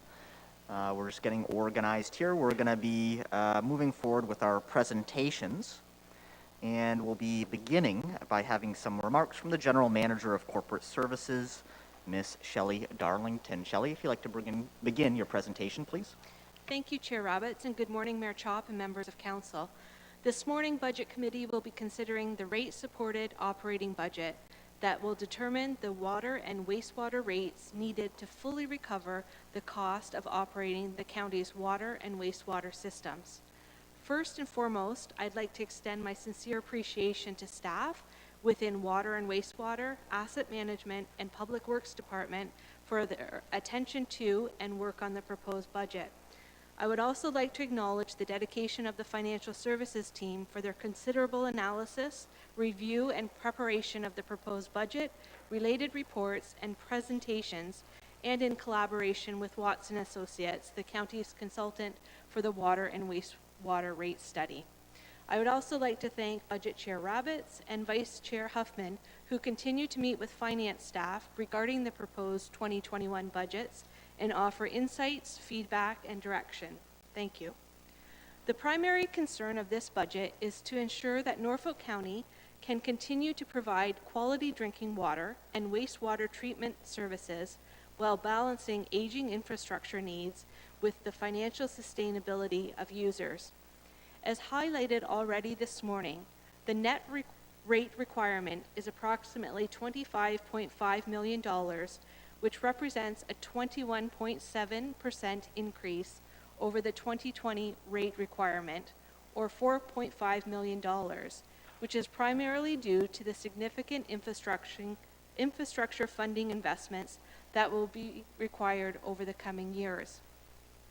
It is recognized that this increase does not provide for financial sustainability, and as such, a rate relief strategy has been developed and is recommended in the proposed budget, which reduces the increase in 2021 to 7.1% to reduce the burden on the ratepayer and smooth in the necessary increases. Approving this option is committing to a long-term plan with more stable projected rate increases over the next 10 years. For the average residential ratepayer, this would result in increases of $57 to $89 per year between the years 2021 to 2030. Specifically for 2021, the average residential ratepayer will see a $7 increase per month. Staff acknowledges that this increase will have an impact for ratepayers, but feel this is a reasonable approach moving forward given the limited choices available with the infrastructure needs in the county. Essentially, the program is designed to increase affordability and to ensure financial sustainability for residents and businesses. The strategy also echoes feedback from the public engagement and survey completed. A primary concern for residents identified in the survey was the need to manage rate increases.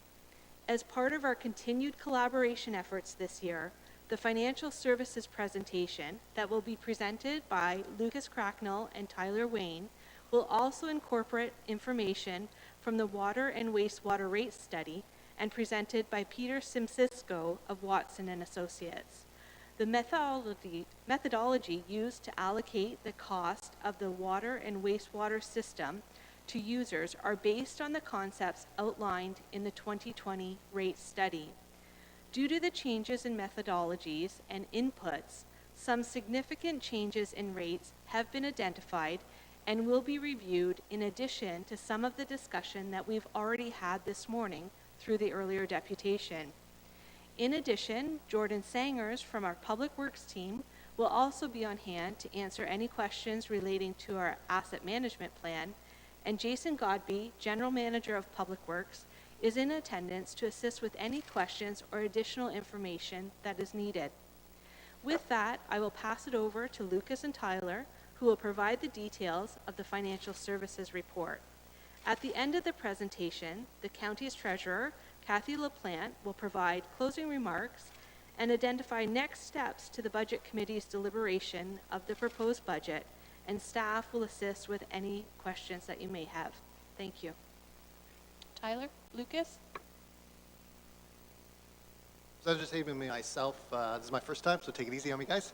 Lucas Cracknell, financial analyst. We have Tyler Wayne, financial analyst, cash management, who you've already heard from, as well. So thanks for hitting the talk button. And Peter Simcisco, who is on via Teams, and he will do a presentation kind of midway through. For today's agenda, I'm going to click the next slide. We're going to start with a budget timeline, kind of where we've been, where we are now, and where we're going. Then we'll look at kind of the customer and consumption profile, as well as the infrastructure and cost profiles here within Norfolk County. So that's kind of the current picture, as well as some of the future. Then we'll turn it over to Peter, who will go over the rate study before coming back to look kind of at our 2021 budget at a glance, some considerations as well for 2021, which will include public engagement, trends and observations, some phasing in and addressing sustainability, some alternative options, and then finally we're going to conclude with that summary of impact. So what's the impact to our water users and wastewater users? In terms of the timeline, so we completed the 10-year capital plan on October 27th, so that's now finished. Today we're going to look at both the rate-supported operating budget as well as the boards and committee, which we've heard from. On December 8th, it'll be user charges, and then in the new year, starting January 6th, it will be the Board of Health budget, and then the levy-supported operating budget. So where are we now, and kind of where are we looking in the future forecasting for our customer and consumption profile? So currently for full-service customers, that's those that receive both water and wastewater, it's approximately 15,000 users. Customers who receive water only is about 864 users. Our largest water consumer is Good Humor Brayers. In terms of estimated customers, we're forecasting a growth of about 212 customers. We want to be a bit more conservative, especially with moratoriums and that are currently in place. So it's 15,981 that we're projecting. In terms of water consumption in 2019, we had 2.9 million cubic meters. This has been a decreasing trend really since the start of the decade, and that's due to water conservation measures that really have driven that down.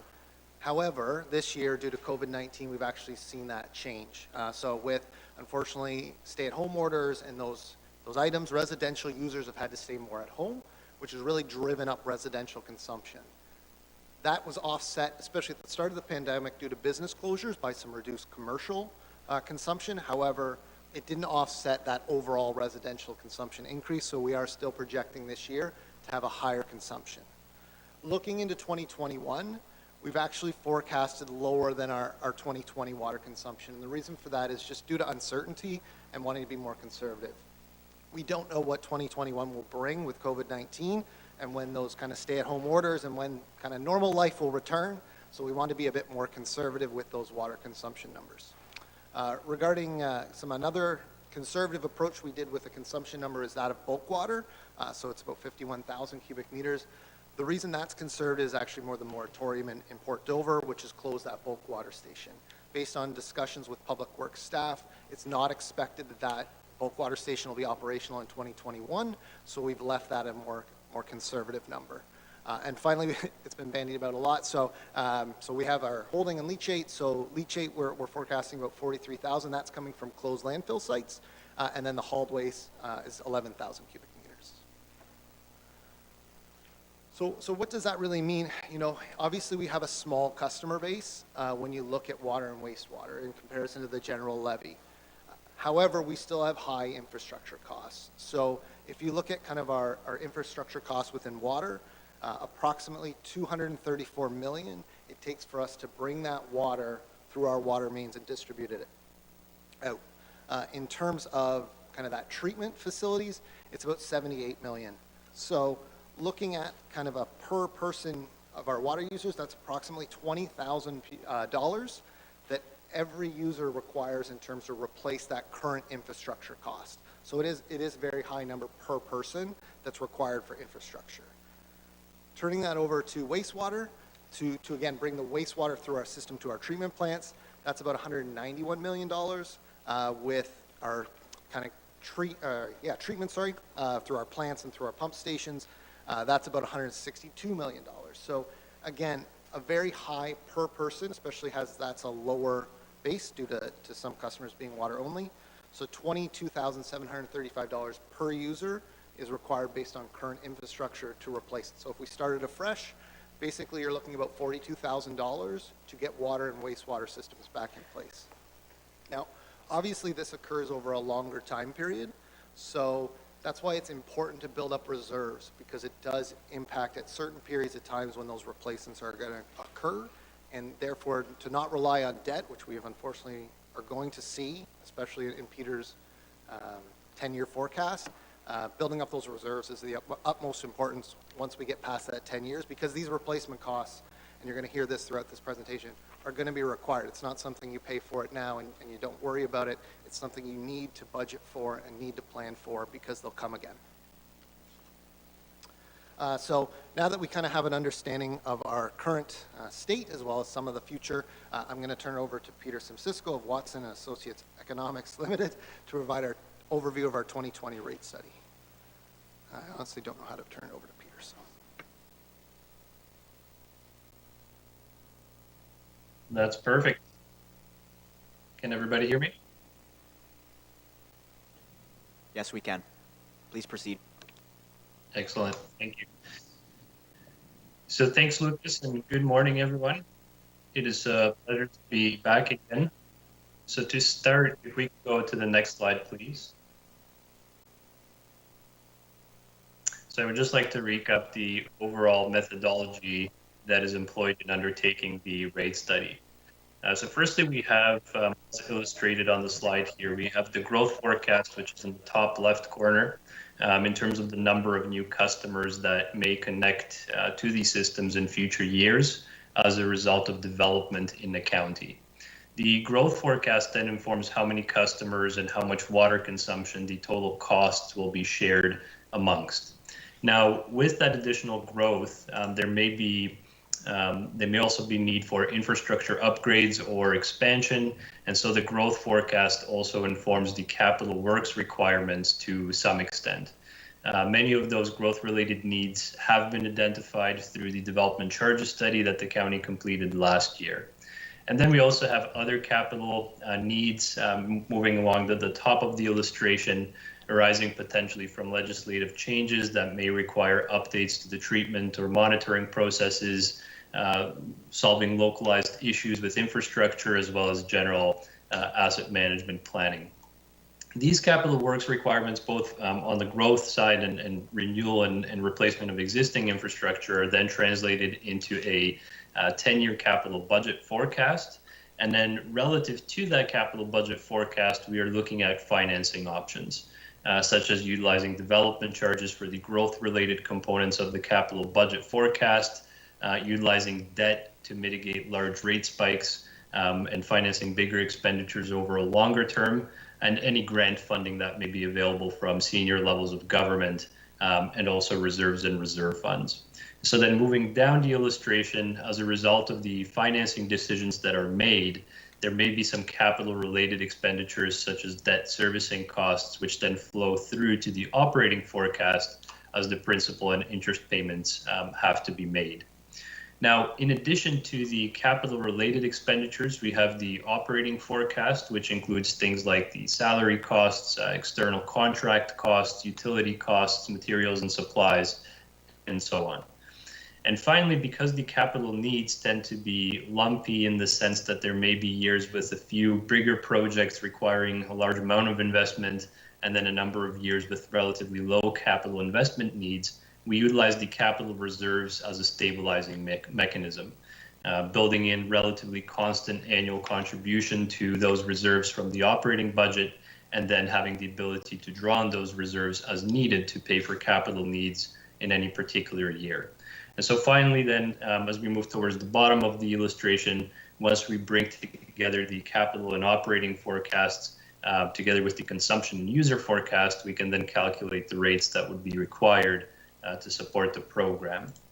So moving on to the next slide then, where we have a summary of the infrastructure assets that enable the county to provide water and wastewater services, and this was touched on by Lucas a little bit earlier on. And as we can see, the total value of water and wastewater assets And this includes all the treatment facilities, the pipes that are in the ground, hydrants, water meters, and so on, is approximately $716 million. That's between water and wastewater combined. And so then relative to that asset inventory, we have estimated the average annual life cycle needs, which are based on the life cycle expectancies of the different assets and their individual components and their respective replacement costs. And based on these estimates, approximately $17.1 million in annual capital funding capacity, as indicated at the bottom of the slide, should be included in the rate structure design to ensure the sustainable management of these important assets and to ensure the county's ability to continue providing safe and reliable water and wastewater services. So on the next slide then, we have a table that provides a summary of the capital funding plan, which indicates that the main sources of funding for capital needs that have been identified include the reserve funds, which represents approximately 24% of the funding mix for water and approximately 57% of that funding mix for wastewater. And then the other significant component of that funding mix are external borrowing or money generated through external borrowing to finance some significant capital needs, especially as they pertain to water services. So that's where we see that approximately 65% of the water funding mix, both rate supported and DC funded, is coming from external debt, and approximately 39% of the funding mix for wastewater services over the next 10 years is coming from external debt. The remaining funding is expected to come from gas tax funds, as indicated with the top line of the table, and other senior level government grants. This represents about 5% of the funding mix for water services, with no external funding expected for wastewater services. I would also like to point out here that a fairly significant portion of the overall funding plan comprises development charge revenues. And development charges are imposed on new development. And that development charge funding represents approximately 38 to 39% of the total funding mix for both water and wastewater. And this is reflective of the portion of the capital projects that, for example, provide expanded capacity within these systems to accommodate future growth. And so why I mention this is because through the public consultation process, a number of comments received were either suggesting that development charges are too low, or more broadly suggesting that growth should pay for growth. And in response to that, I think it is important to note that the county has historically embraced that principle of growth pays for growth by imposing development charges and by updating those charges to continue to reflect growth-related capital needs. So then on the next slide, we have an illustration here that provides a summary of the overall financial forecast for water services in this case. And this incorporates the net operating expenditures, which are illustrated with the orange portion of the bars, the capital expenditures, which is the green portion of the bars, and debt servicing costs, which is the teal portion of the bars. And then relative to those expenditures, we are showing the amount of billing revenue that will be available to offset those costs, and that's indicated with the solid black line on the slide. And as you can see, there will be years where capital expenditures, specifically 2022, 2023, 2026 through 2027. So in those years, the billing revenues that will be available to offset those costs the capital needs that will be required in those years exceed the amount of money that will be raised through these user fees. And so it is in those years that the county will be reliant on a combination of external debt, which is indicated with the orange line, and also utilizing existing reserve funds to offset some of those needs. The reserve fund utilization is illustrated with decreases to the purple area behind the bars, which represents the projected reserve fund balance at the end of each respective year. There's one additional element here that I would like to highlight, and that is the gray dotted line. And this represents the level at which revenues should be if the full life cycle cost of capital were built in. And as you can see, the revenue projection in 2030 meets with this line, indicating that by 2030, we would expect the county to be at full cost fees. In other words, achieving financial sustainability at that point in time. On the next slide, then, we have a very similar illustration here, this time for wastewater services, with the major difference being that the capital needs that have been identified for the next 10 years for wastewater services are lower than the average annual life cycle costs. And so therefore, by embracing this full life cycle costing in the rate design, the county would see more accumulation or would see some accumulation of money in the capital reserve funds over the next 10 years. And then that money would then be available to offset capital renewal and replacement needs beyond 2030, mitigating the need for large rate spikes in later years. So then going to the next slide, we have two tables here that provide a forecast of the user fees that the county imposes in respect of water and wastewater services. And I believe that Lucas or Tyler will be addressing the ratepayer bill impacts that result from this rate forecast later on in the presentation this morning. But just very briefly, again, the main objectives of the rate design were threefold, I think. Firstly, we were looking to provide a gradual increase to rates while ensuring at the same time that full cost recovery rates are achieved by 2030. Which embraced the full life cycle funding of infrastructure, which again is the 17 million that we discussed earlier. And I think this ties back nicely to the chair's opening remarks with respect to getting off of the rate roller coaster. So again, we are looking to establish fairly stable increases rather than trying to avoid having to have large spikes or then followed by decreases potentially in later years. So really looking for a much smoother rate forecast over the entirety of the forecast period and beyond. Another objective is to ensure that the costs are recovered in an equitable manner from different user groups. So these being the regular metered customers, whether they are households or businesses in the county, whether they are bulk water purchasers or hauled waste disposal customers.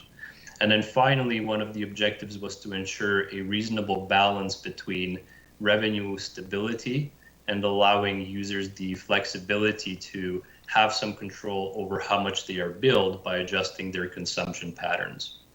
In other words, we are looking to strike the right balance between the monthly base charges and the consumptive charges.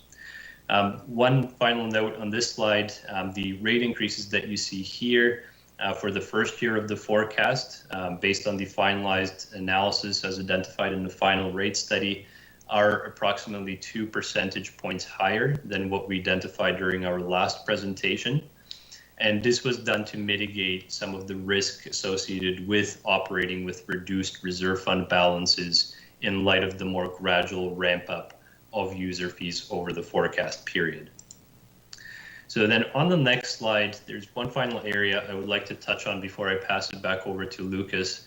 And these are some of the comments and feedback that was received through the public consultation process. The overall results of that public consultation process will be summarized later in the presentation, but I'm just going to touch on a few recurring themes that we saw as they pertain to some higher level rate design concepts. So firstly, what we've identified on this slide is that there are three primary sources of funding for the expenditures related to water and wastewater services. So the first one listed are the development charges, which I described earlier in the presentation, which ensure that the county recovers costs associated with new and expanded infrastructure. And again, these charges are imposed on newly built housing, as well as other new construction, since these new developments are the reason for needing additional capacity in these systems.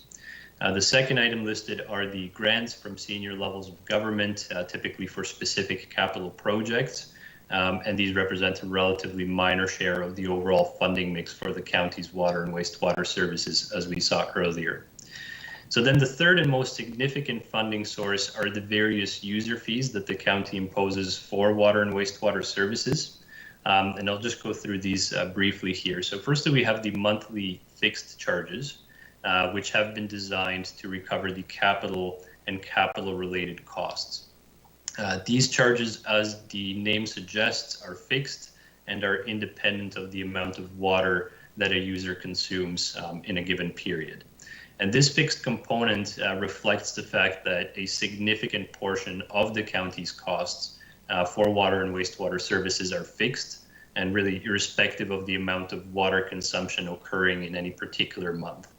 And then very closely related to this are also the standby charges, which again, customers pay when they're in a standby mode to the system, even if they have no consumption in a month, again, reflecting the fact that they can turn the tap on again, and the water comes out. So there are some fixed costs related to the infrastructure that are there regardless of whether there's consumption or not. So then we have the consumptive charges, which are tied to the amount of water consumed by a user and provide users with some control over how much they ultimately pay for water and wastewater services by being reflective of individual demands. Thirdly, then, under the user fees, we have the bulk water rates, and these are similar in nature to other consumptive rates. But at least one of the comments received through the public consultation process was asking why these rates are higher than the other consumptive rates. And so this is because bulk water users do not pay a monthly base charge. So that capital component of funding is effectively built into the rate per cubic meter instead for those types of customers. Then fourthly, we have the interdepartmental recoveries, which reflects the costs of fire protection provided by the water system. These are the only component of funding that ultimately comes from the general tax levy. And this is because the fire protection aspect is there for the benefit of all people and businesses in the county, not just those with water meters. And then finally, we have on the wastewater side, we have these special charges which were discussed at length in earlier portions of the presentation or in the meeting today for the disposal of hauled waste. So these are again the septic tanks and holding tank waste. And these were designed to reflect the specific characteristics of this type of waste on the treatment processes, but also to recognize that hauled waste customers do not benefit from the broader wastewater collection infrastructure. So those capital elements were not included in the full cost determination for those specific services. So hopefully that provides a bit of context for some of the comments received through the public engagement efforts, which you would have seen. And then with that, I will pass it back over to Lucas. Thank you, Peter, and Shirley. That's up there. Oh, we got him. Perfect. You know, it's truly a collaborative effort between ourselves at Finance, Peter with Watson and Associates, as well as Public Works staff. So really designing this 2021 budget was a collaborative effort. Now we're just going to turn to kind of that budget at a glance. So kind of looking at what those high-level drivers are within both the revenues and expenditures. So first looking at expenditures, I think it's really been touched on throughout this presentation, so I seem to be going back to it, but it's infrastructure, you know, is the main driver here in Norfolk County. It accounts for 50% of the budgeted expenditures in 2021. Those can be seen in the reserve funding and the debt charges. So the other portion of the 50% is towards more of that service and those operating costs. Service is the big component of that, and that's really our wastewater treatment contract and our water billing contract. So that really is what drives those services. And then it also salaries and benefits, obviously, for staffing. I will say that because of the infrastructure needs and demands that are within the rate budget, operational efficiencies, though vital, are always vital to making any corporation run effectively.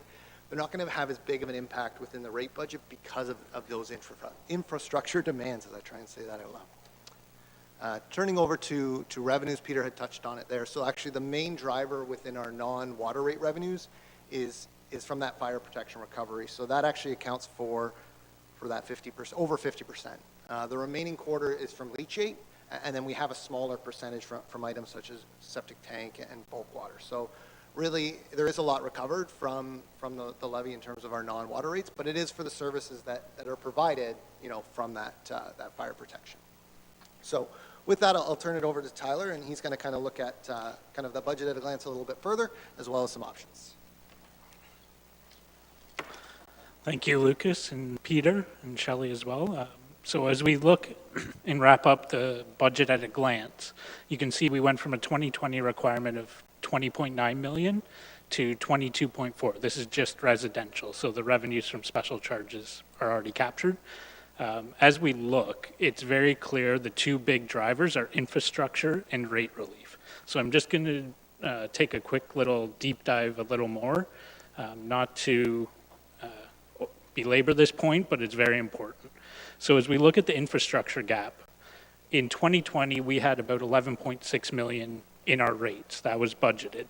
We need to get an incremental $5.5 million, or per user, that's about $350 that we need to increase. And we have to take inflation in as it goes. So when we build our drivers for the budget based on our current policies, so reflecting debt obligations in full as the projects are approved, plus our standard reserve fund contributions, including the 2% charge, we would be up $4.1 million. Or that drives a 21% increase. As we look at that, we know, especially in light of the current situation, that 21% increase on users will put too much strain. So what we've introduced is a rate relief strategy. And this is aligning our budget and our policies to the rate study phase-in of the increases. So we've taken $3 million out. That being said, that we know that we have to do this in a sense because users can't sustain 21% increases. It does put pressure on the reserves. And we'll address that later. But if you look, if we did not build that rate relief in, wastewater would actually be at the 8.8 million funding target, and water would be at 7 million of the 8.3 million target. So by taking this relief in, we're actually taking much longer to get to our sustainable level of infrastructure funding. So moving on, if we look, so in light of our rate relief strategy, we asked the public, what are your main concerns, right? We had the public engagement survey, some informative items, but also wanting feedback, absolutely. And you have a memo with all of the responses, which you can refer to. But just briefly, we received 308 responses, which we are quite pleased with. That in terms of, as a percentage of the user base, is in line with the levy results. And gives us about a 95% confidence level. And when you look at the communities, it's very much in line with the population of the county, so we feel it's a very strong sample. And the key financial question we asked was in question 5. We asked respondents to rank the following issues from 1 to 4. And the key insights we received from them, in terms of financial, reasonable rate increases was their number one concern. Minimizing debt was the lowest. So in terms of financial, they're saying, I'm okay if we take on debt and have to pay it for longer. I need to manage my increases in the current time. In terms of infrastructure or expenditures, maintenance was ranked above the inspections. So actually just maintaining on a set schedule rather than inspecting and then maintaining. So what I like to say is respondents are feeling we need to keep our house clean. We need to maintain what we have. It was actually very close to being the number one along with rate increases. We don't have extra funds, so we need to protect what we do have and make it last as long as we can. Now, if we move to the commentary, so you've been provided with the full amount, and Peter touched on this, but I just feel I'd be remiss not to hit home some of these key points. So developers, they need to pay their full share. That was a theme we saw throughout. To that point, so as you're aware and we've communicated before, we are looking to engage in a development charge study for early 2021. And of course, we always want to make sure that stream is appropriately set and growth is paying for the growth aspect. In a more tangible way, within the budget, we've actually introduced a new user fee. It's about $50,000 and it's for builders. So when we have a new water meter being put into a home, the builder will pay for that rather than it being absorbed within operations. So once again, it's an equitable, it's not fair to every user in the county to pay for that cost when it's one person driving it. Then the next point, so basic charges are seen as a high proportion of the bill for users. So Lucas touched on it, Peter somewhat, but just to reiterate, the basic charge is designed and is being migrated with the infrastructure gap. Whether I pull 1 cubic meter or 1,000 cubic meters, I need infrastructure to have water there. And we can't take a chance on not having that funding. If we put the funding in volume and volume drops, we don't have that funding.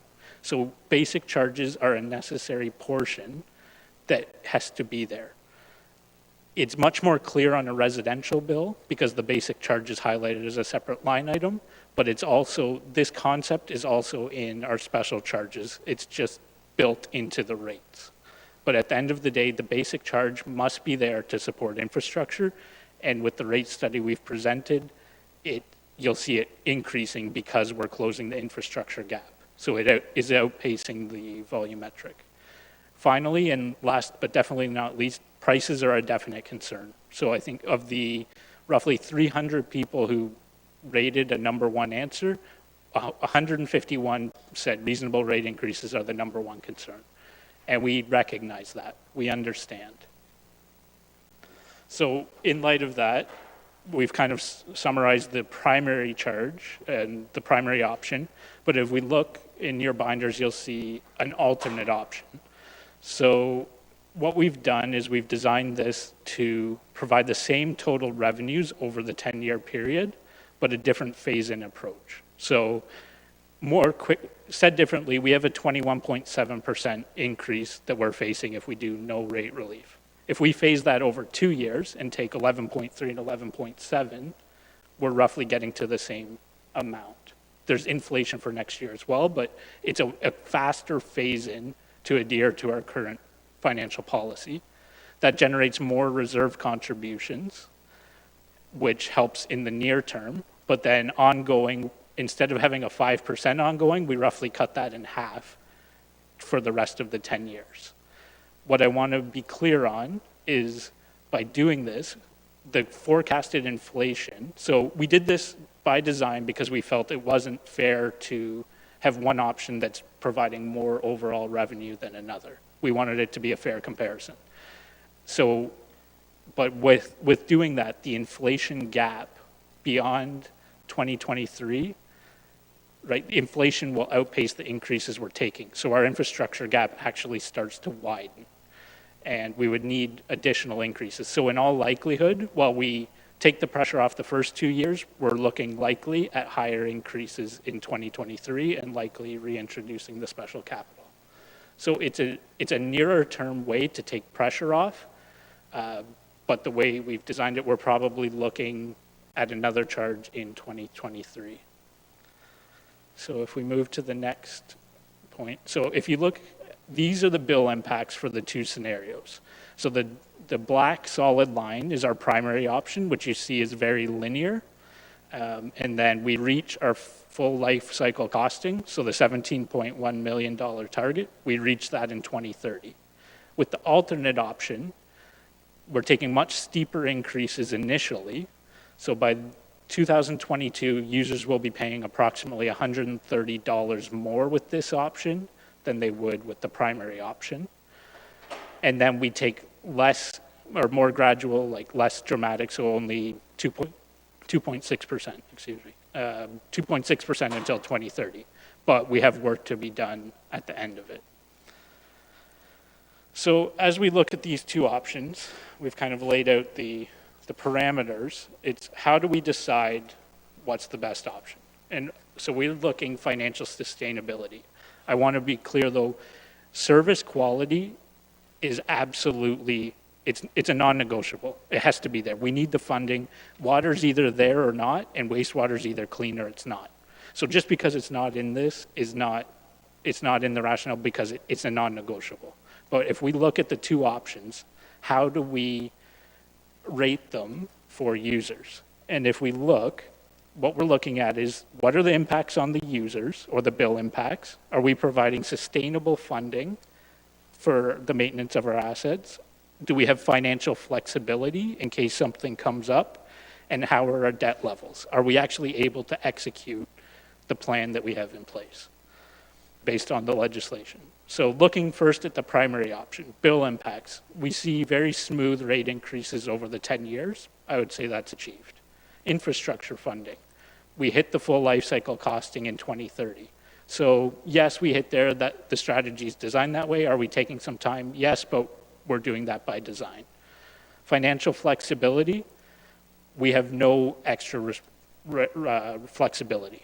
So we have about $8 million, less than 1% combined with water and wastewater. And we are taking a very gradual increase. So in that sense, I'm saying, no, we don't have any extra flexibility. Debt levels, we're currently fairly low.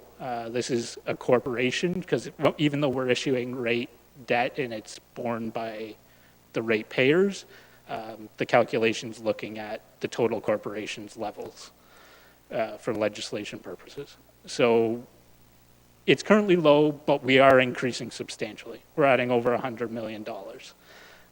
So I'm calling that, can we execute it? Yes. Is it a good thing? No. But it is where we're at. So that's the primary option. Now, if we move to the alternate option, for bill impacts, we see steep initial increases and then lower, less than inflationary increases from there on. So it feels a bit more like a roller coaster to me. Infrastructure funding. We are not achieving the full amount in 2030. We have work to be done. So I say that's a no. Financial flexibility. We do have higher reserve levels initially, but then by the end, we're at the same level. So we're not actually gaining a lot in the long term. We do have some upfront, but the reason I'm calling this neutral is if you look at the next point, so debt levels.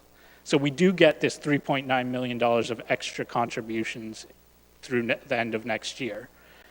That being said, when we're looking to take on over $100 million of debt, that's not tipping the needle.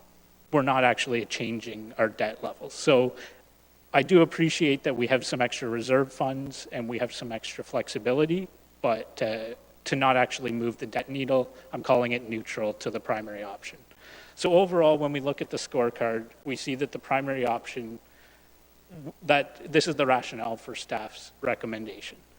That being said, we recognize that the financial flexibility is a concern and something that should be addressed as much as possible. So as we look, we have the 7.1% total rate increase, of which there's about just under 2% are going to our reserves, 15% debt. Now, when you break this down, we're up over 17% for proposed debt, but we're actually taking 2 points off through our balloon payment refinancing. So our actual upfront commitments have come down. And that is why when we're adding 3.6 million of proposed debt, that for projects that largely are still in the works, Simcoe wastewater, and also the interurban water study, right? So we're pulling rate relief. We have a bit of time until those debt items actually get issued and become commitments. And that's where this proposed debt would go to the reserve to support, but we're pulling out as rate relief $3 million to help support the users. The direct cost, so just some inflation and operational costs, and then the 2% special capital charge. So based on my comments before about the primary option and how we feel it's the right option, but we don't have as much flexibility, we feel we absolutely must put this 2% special capital charge in. It's about $500,000 across all the users. And when you break it down, for a residential user, it's about $23 annually, or $1.90 a month, right? So we're talking for less than a cup of coffee a month, we're generating $500,000 to help support our reserves, right? So we just can't have depleted reserves with this long phase-in strategy. If anything comes up that we don't expect, we're issuing more debt.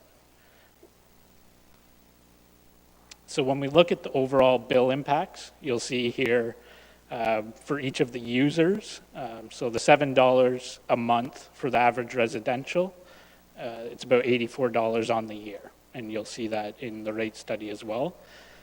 What I would call out, this is for the primary option. The alternate option, you would need to take up by about 50%.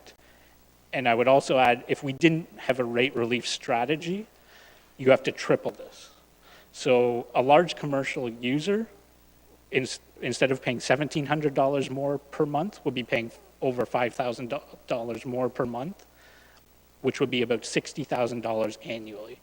And in light of the COVID-19 pandemic, and we're trying to recover, we do not feel that is the best option. So from a financial landscape, do I feel comfortable putting rate relief in? No. Do I feel it's necessary given the impact on users? Yes. And that's the summary of this. So we thank you for the time, and I will now turn over to Mrs. LaPlante. Thank you, and I'm the last one here, so I'm sure everyone's hoping to get right into the budget as soon as possible, so I'll be short. So thank you, Tyler, Lucas, and Peter, for your detailed and informative presentation and your dedicated time each of you have provided in guiding the rate study and the development of the 2021 water and wastewater budget. Chair Roberts and members of Norfolk County's Budget Committee and the public, I also thank you for affording me the time to speak to Norfolk County's proposed budget. As mentioned earlier, I'll keep it short. During the capital budget, we presented some items that show, indicating that Norfolk County is really unique compared to many neighboring municipalities. For the levy side of the house, Norfolk County has a lot more kilometers of roads. We have more arenas, more libraries, more community centers, fire station, libraries, etc. On the rate side of the house, Norfolk County has just under 16,000 water and wastewater users to support over 5 water and 5 wastewater systems, along with various wells, pumping stations, and all the linear assets and equipment that is required for water and wastewater operations. What does this mean to the ratepayers? Norfolk County's rural landscape results in generally higher capital and operating costs compared with many nearby municipalities. Plus, we have a smaller ratepayer base to spread all of these costs over. In addition, rates are also difficult to balance due to changing trends in demand for water as users conserve, determining what is that balance between fixed and consumption charges, agreeing on the methodology and allocating costs to various types of customers, unknown weather, related again to consumption, and growth. Water and wastewater is an essential core service that Norfolk County is responsible to provide the supply of clean, safe, potable water, and to ensure the appropriate collection and treatment of wastewater occurs. Both systems are governed by strict regulatory requirements that adversely affect the costs associated with these services. Both services have limited service delivery models available. However, Public Works is working on alternatives and has undertaken a review for services and included the costs necessary to upgrade services in this budget and allow for future development. A report will be provided to Council in the very near future. Keep in mind, though, the cost to upgrade water and wastewater systems to meet regulatory requirements and growth will have a direct impact on future reserve contributions required by the ratepayer and additional debt payments, as you can see within the proposed document before you today. As outlined in the presentation by Tyler and Lucas, Norfolk County Council and users of water and wastewater are faced with some very difficult challenges related to infrastructure and rate increases. As a result, staff have taken the time and in order to build towards a more sustainable and affordable plan, worked closely with Watson Associates and economists, and recommend option A as presented. The 2021 recommended strategy and rates moves Norfolk County towards balancing the need to invest in infrastructure and changing trends in demand for water and changes in growth. Norfolk County and many other municipalities do not currently have the financial resources to fund the required infrastructure replacements. Government funding is needed, and staff will continue in concurrence with Council to seek and lobby for funding in order to produce clean, safe, potable water and wastewater to meet all of these regulations. So as staff, what are our next steps? We plan to continue to discuss and review potential service delivery models, continue recommending an annual special capital levy. We will also need to continue to develop long-term financial sustainability plans in order to reduce infrastructure gaps and be able to react to unexpected costs. Also develop comprehensive and update financing and debt policies. Plan and conduct a more enhanced and robust public engagement in 2021 for the 2022 budget. And also, we need to inject additional time and resources to allocate to asset management. That most definitely will be a priority in 2021. The hard decisions are before council today. So how do we balance, and that decision is, how do we balance costs versus needs, affordability, fairness, and equity? Hopefully staff have presented council with acceptable balances related to current and future rates. And lastly, before we move on, I would like to provide a little background from my own very limited experience related to hauled waste. Holding tank and septic waste, and I'm sure Councillor Columbus can vouch for that, has been an issue before councils, many councils, as far back as the time of the region. However, I'd like to assure council and all the haulers that there was no intention to be derogatory in our comments. The issue has been communicated to council on many occasions, and staff's main intention this year was to be transparent and bring to council and the haulers and to the haulers' attention what has been built into the budget for items that are very unknown and uncontrollable for staff at this time. With that, I pass the next steps over to Chair Rabbits in order to move into deliberations, and I've heard Chair Rabbits state every day is a budget day. Thank you very much, Ms. LaPlante. Indeed, every day is budget today, but today is rate budget day. So what I'd like to do is we'll have some questions before we move into deliberations. You'll know when we're in deliberations, I'll be asking if someone would like to move staff's recommendation or propose an alternative. But before we get to that step, let's ask some questions of our staff. And I'm hoping that we still have our consultants on the line. Seeing first Councillor Columbus. Thank you, Mr. Budget Chair Ian. I take it the whole interurban water supply is included in this budget, correct? Up to the year 2030? Through the chair to Councillor Columbus, there's funding definitely included in the forecast, the report, and it'll depend on the decision and options that are available to council, but we have taken a more conservative approach when we've developed the capital plan. And the round figure would be how many million? Through the chair to Councillor Columbus. So yes, the rate study does include the interurban water study.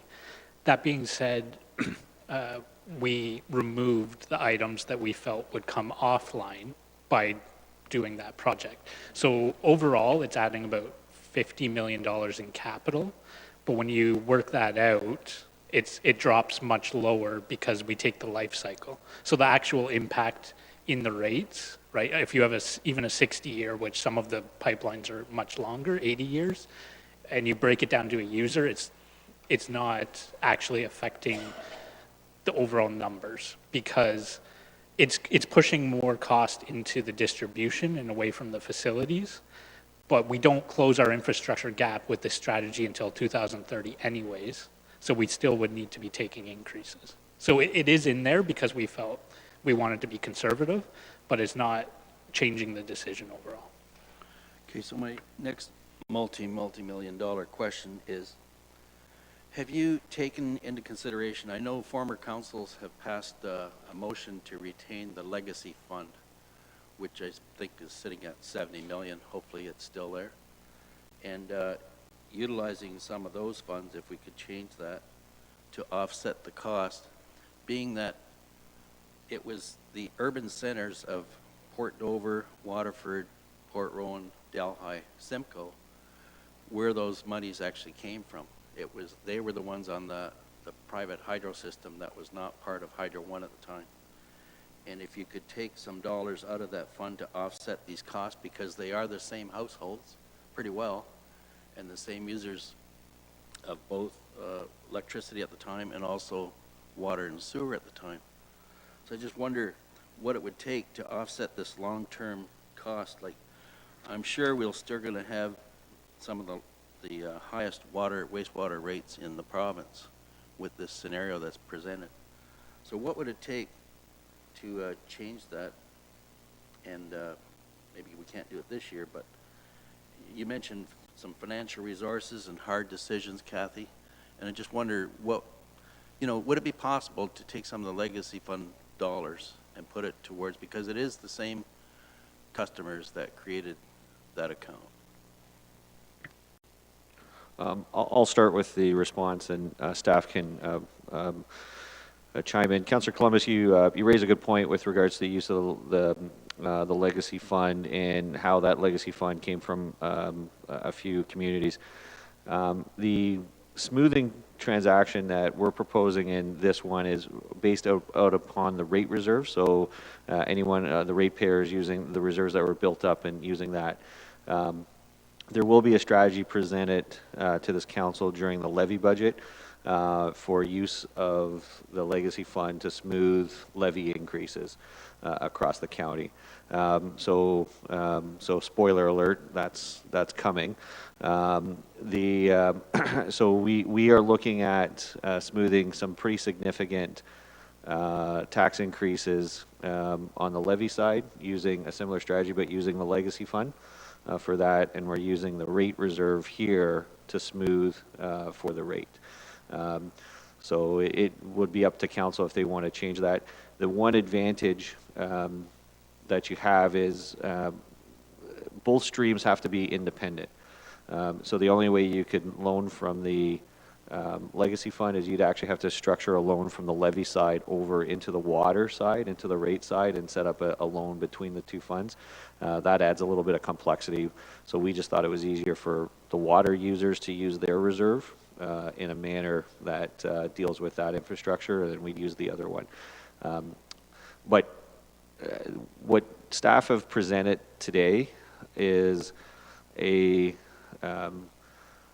strategy to take it down from high double digits down to single digits and spread that out over a period of time. That's the, and staff knows this, I refer to both these strategies as the last bullet we have in the chamber.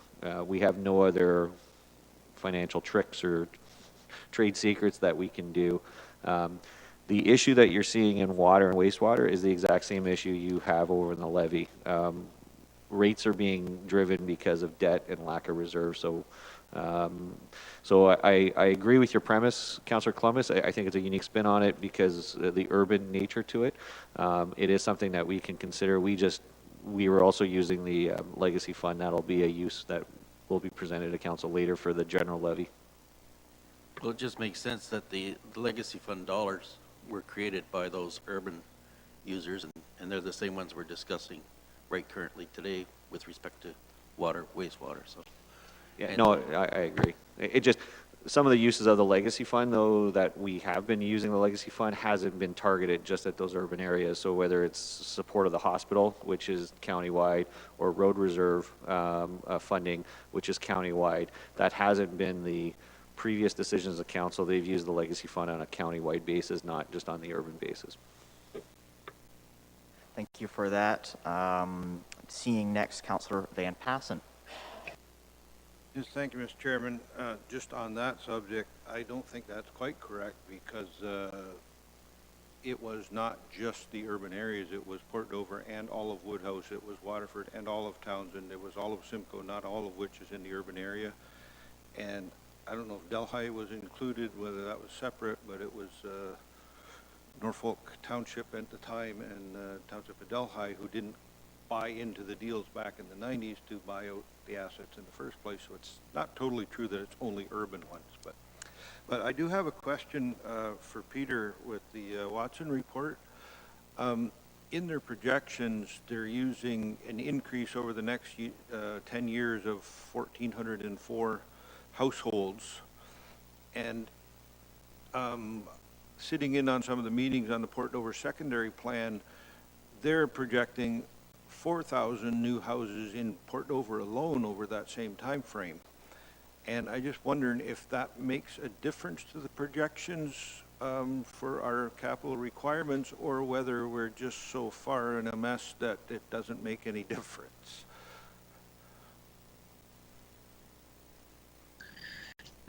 Thank you for the question. So the growth forecast that we used in developing the rate projections within the rate study is tied to the development charges study forecast, which is in turn tied to the county's official plan. So to the extent that there is additional growth that may be occurring, as you mentioned, through additional secondary planning work within the Port Dover area, that additional growth has not been certainly captured within our forecast at this time. It may have some impact on the rate projections because it basically creates a larger customer base over which those costs would be spread and would be shared amongst. However, depending on the state of that secondary planning exercise, which I'm not familiar with, it may be premature at this time to base this financial plan on those projections. I think the county will certainly have opportunities to update the projections and the forecasts in later years as that development comes closer to reality. Thank you for that, Peter. I do see that Mr. Wayne would like to add in as well.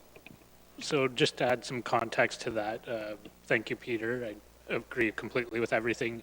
Just we did check the growth assumption from as we went, and we were tracking on about the 0.8, 0.9% number. And I would say, even though this is a 10-year plan, we update the rate study every 5 years. So if in 5 years we have our development freezes lifted and we're seeing users come on, we'll be in much better shape. And we can update that assumption then.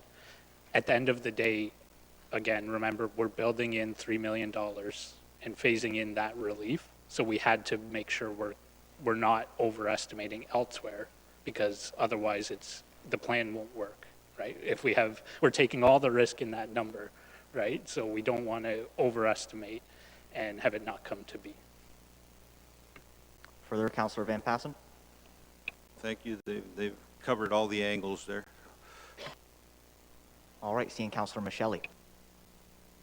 Thank you, Mr. Chair, and through you, and I think this may be for Mr. Simsisco or our CAO, but we were talking earlier about, I think we seem to have like two goalposts here, the short-term one and the very long-term one. Is there a specific reason why we weren't presented with some options somewhere in the middle?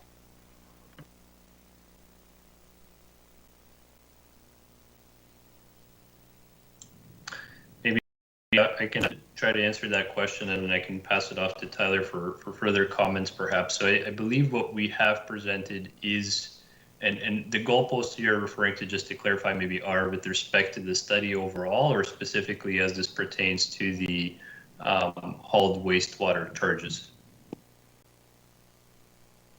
I'm just considering right now, Mr. Simsisco, the overall option. So I think from our perspective in establishing the recast, we were looking for that middle ground, and that middle ground, or being between the goalposts, really being on the one hand trying to ensure financial sustainability by the end of the forecast period, so building in those full life cycle costs of capital by 2030, but at the same time ensuring a more gradual increase in these user fees. So we tried to balance those two realities. So I think that the extreme to that would have been suggesting to go straight to full cost recovery rates, embracing all the full life cycle costs of capital straight away.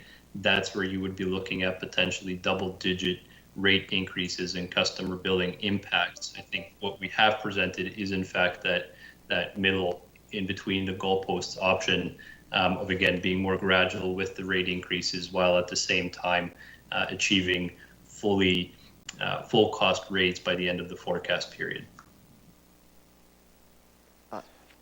Yes, Mr. Simsisco, I think I understand that, but I'm just saying, like, we have the option. The alternative option is to have this all basically done in 2 years. I'm just curious, why was there not an option to do this over somewhere using a 5-year frame? We'll have Mr. Simsisco answer, and then I would like to go to Jason Burgess, CAO, afterwards, please. Absolutely. So I think, the options that were developed through our discussions with county staff And this is what we felt was the appropriate compromise, was that 10-year. To your point, it is certainly feasible to look at a shorter time frame. Again, we were trying to balance those annual rate increases and bill impacts that creates for customers, and we were really trying to avoid seeing double-digit increases, and even reducing that implementation plan, if you will, to a 5-year time frame. We would have likely seen some double-digit increases in the early years of the forecast. So again, we were trying to balance those two realities, and through those discussions established that a 10-year phase-in was an appropriate option. Thank you. Yeah, just to augment the commentary, staff struggled with a number of factors in coming up with the alternatives. The first item is, if you go the traditional way, you'd be with a 20% increase, because normally you bring the rate study, you say, here's what your costs that are required, the costs that are required to be levied to, to return the amounts of money that are required to run the system for that period of time. But staff understood that, this level of increase on top of what happened last year was, pretty significant, especially when you lay that over a global pandemic. There's also a financial policy that we're trying to stress with this council and with the finance department, is that a council shouldn't burden another council unless it's, those rare circumstances, and we view this as one of those rare circumstances. This council got, these issues and this full cost recovery didn't sneak up on us overnight. There was transference from previous years into this situation to create this type of level of increase that's required. But what we wanted to do was be very transparent with the fact that if we are transferring cost over to future councils, it's known and it's transparent. This council is not doing something that isn't, that they don't fully realize that there is going to be cost recovery methods that will have to stretch beyond their term. That's why the alternative approach that's in the book was, how could you do it within your term, within your council term? And that's what creates a higher percentage. Staff can, you can tweak these numbers, and move some percentages around. What we would point out is, I believe it's 2025 or 2026 in the one graph. I believe it's chart 5 or chart 6 in your report. I think it's 2025 where it hits the low point of your reserve. And that's the amount of cushion you would have, if anything goes off in any of these forecasts or projections. If council wants to adjust some of the rates, they have to do it with knowing the fact that your wiggle room or your safety net is that low point in 2025. That happens. So you can adjust it. You can, if you want to move closer to the goalpost, whatever you add on will increase that safety net. Whatever you reduce this year will decrease that safety net in 2025. So what staff did was they presented essentially 3 options, which really evolved around the financial policy of dealing with it either in the current year or within your term, or stretching it out over multiple years to deal with this, to deal with the infrastructure issue. Council can make gradations between any of those 3 things, and staff can certainly circle back to present revised numbers based upon that. Thank you, Jason. Thank you, Mr. Chair. Further questions of council? Mayor Chop. Thank you, Mr. Chair. If you'll bear with me, I have a number actually. Yes, in the capital forecast, I think it's blatantly obvious that the interurban water supply numbers are included in there, which is why we're discussing a 10-year forecast on rates. But I was just wondering, Peter, I raised a question at the last meeting, and I wondered if that was taken into consideration, if you remember what it was. Yes, it was the question regarding the well rehabilitation costs. Is that correct? Correct. So we did talk on that with staff, and through what we heard is that we should maintain those costs in the budget for those well decommissioning costs, as I mentioned in the last meeting in response to your question.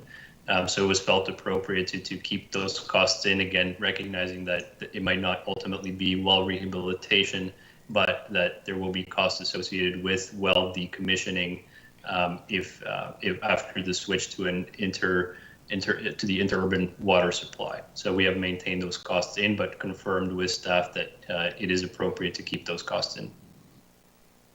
Okay, so when we're looking at, maybe this is for Jason Godby, we're looking at setting a rate increase over the next 10 years, every single year to the ratepayers. And, you know, I get that some of these estimates are rough estimates. Right on the staff report, page 4, you know, we start off the presentation. Already it says one adjustment has been made since the capital budget deliberations related to the approved new van for wastewater operations budget being included at $40,000. The budget estimate has been increased by $5,000, which accounts for the cost to retrofit the van and not simply the base cost of the purchase. I don't understand how that, for one, could have been missed, something so simple. It's $5,000 in the grand scheme of things, it's not much. But when we start to look at some of these numbers, to say that this is for well decommissioning, when you look at the historical numbers that have been in place for the well rehabilitation program. So Port Dover is set to come online by 2022 at a cost of a little over $50 million. Then we're looking at taking a pipeline to Simcoe, which is looked to be done by 2023 at a cost of around 26, I believe it is. On to Waterford, 2025 for $7 million. Over to from Port Dover to St. Williams, a total of $23 million. And that one I'm going to come back to because the last report on the interurban water supply many, many months ago, my understanding was St. Williams was one that they felt that was better kept offline permanently. So $23 million is pretty significant to bring it over there, plus $4.5 million to run the new water transmission line from Port Rowan to St. Williams. On to Delhi, that's an additional $13 million, 2026. So when we look at the well rehabilitation numbers that have been included in this report, Mr. Godby, can you please explain to me why every single year after we've spent all of this money to bring the water up to Simcoe, that we're having well rehabilitation costs year over year up to 2030. That's 7 years after the pipeline will have been constructed. In Delhi, well rehabilitation's up to 2029. That's 3 years after the pipeline. And Waterford 2027, that's 2 years after the pipeline has been constructed. There's something there that just seems like a little bit too much of a rough estimate.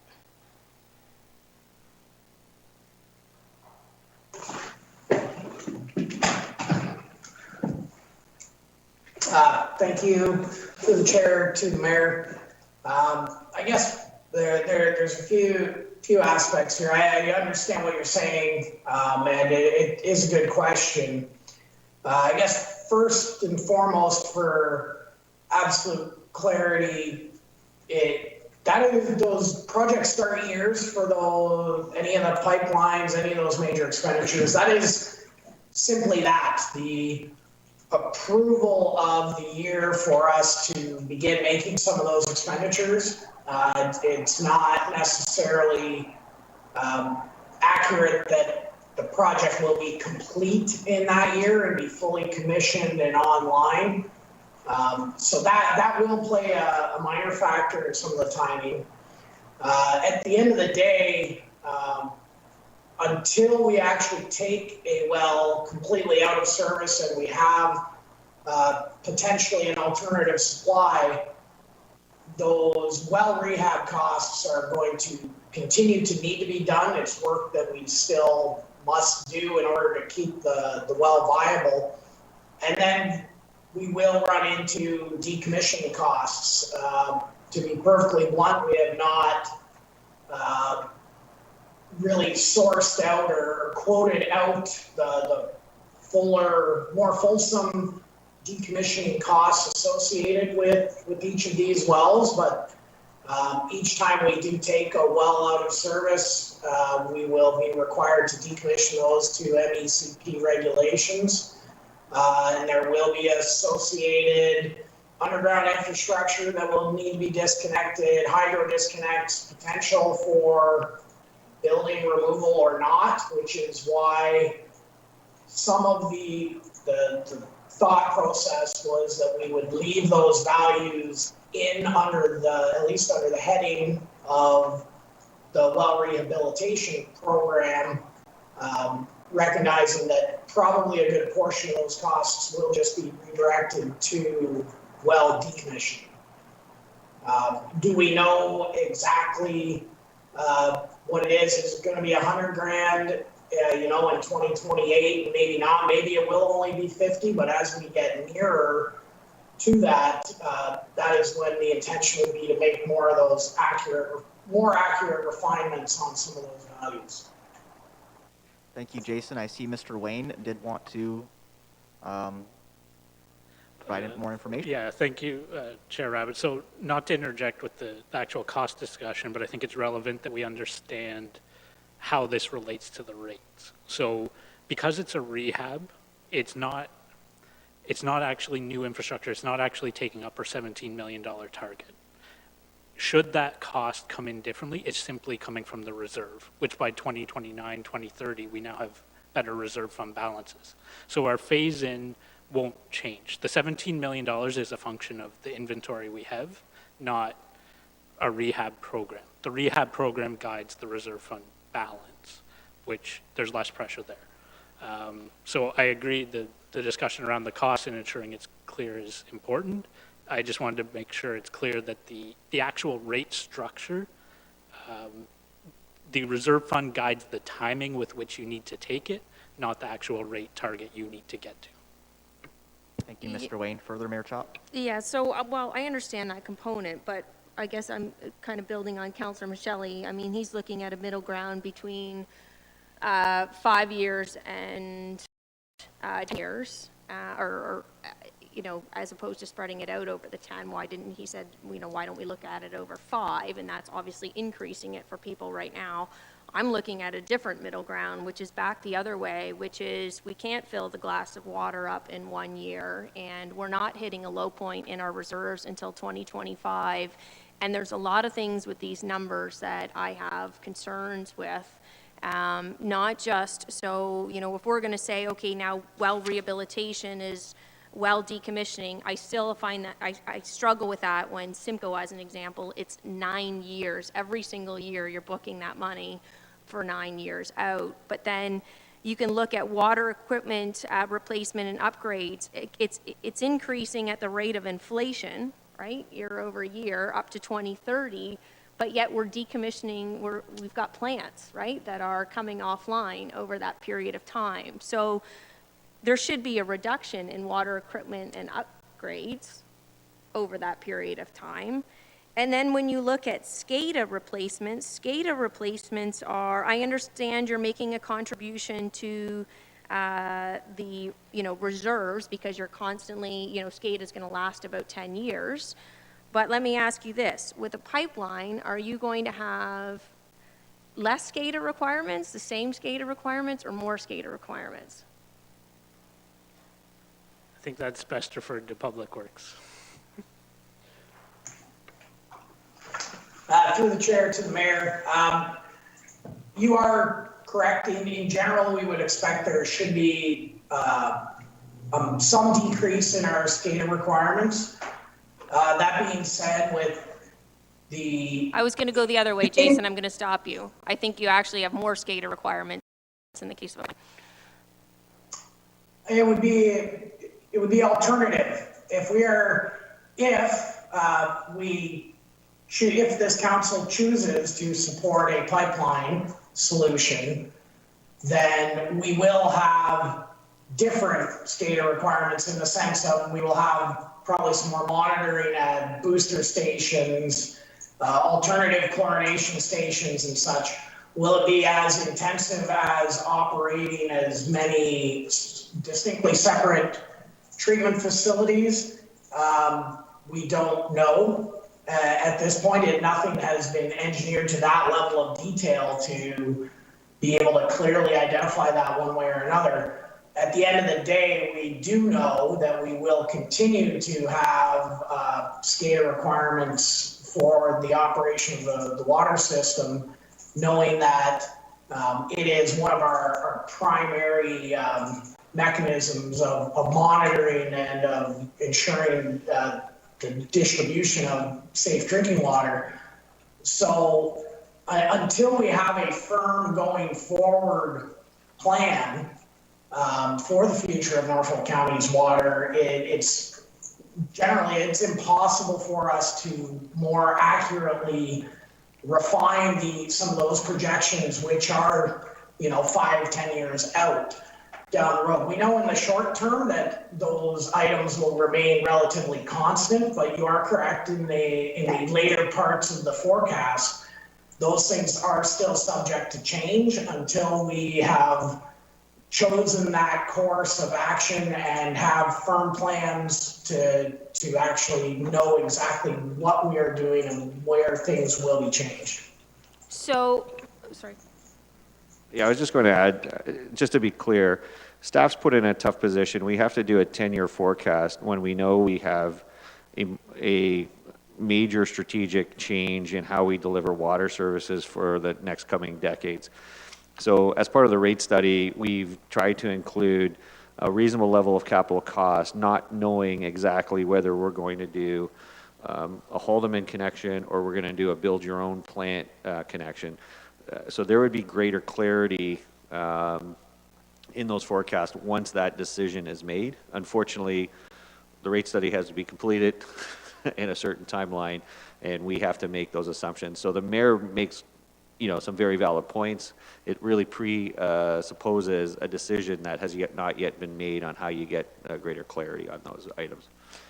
So the challenge that I have with it, though, is that it's presupposing both items in here. Not only is it assuming that we're doing the interurban water connection, it's assuming that we're also continuing on with the current setup, because the water upgrades are the same, the average of $350,000 a year, every single year up to 2030.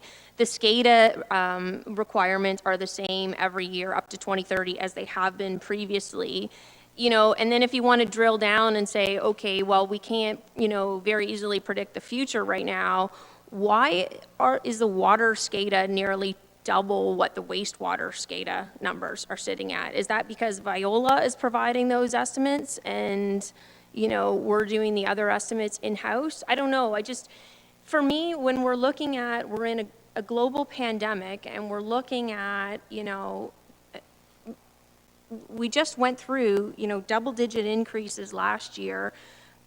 We've heard Carrie Sinkowski's presentation. I mean, people are out there, they are struggling, especially on the lower end or fixed income scale. And, we're not seeing, until we get better forecasts and better numbers, I question, making this additional contribution right now to predict these increases in the future that we can't be certain of. So,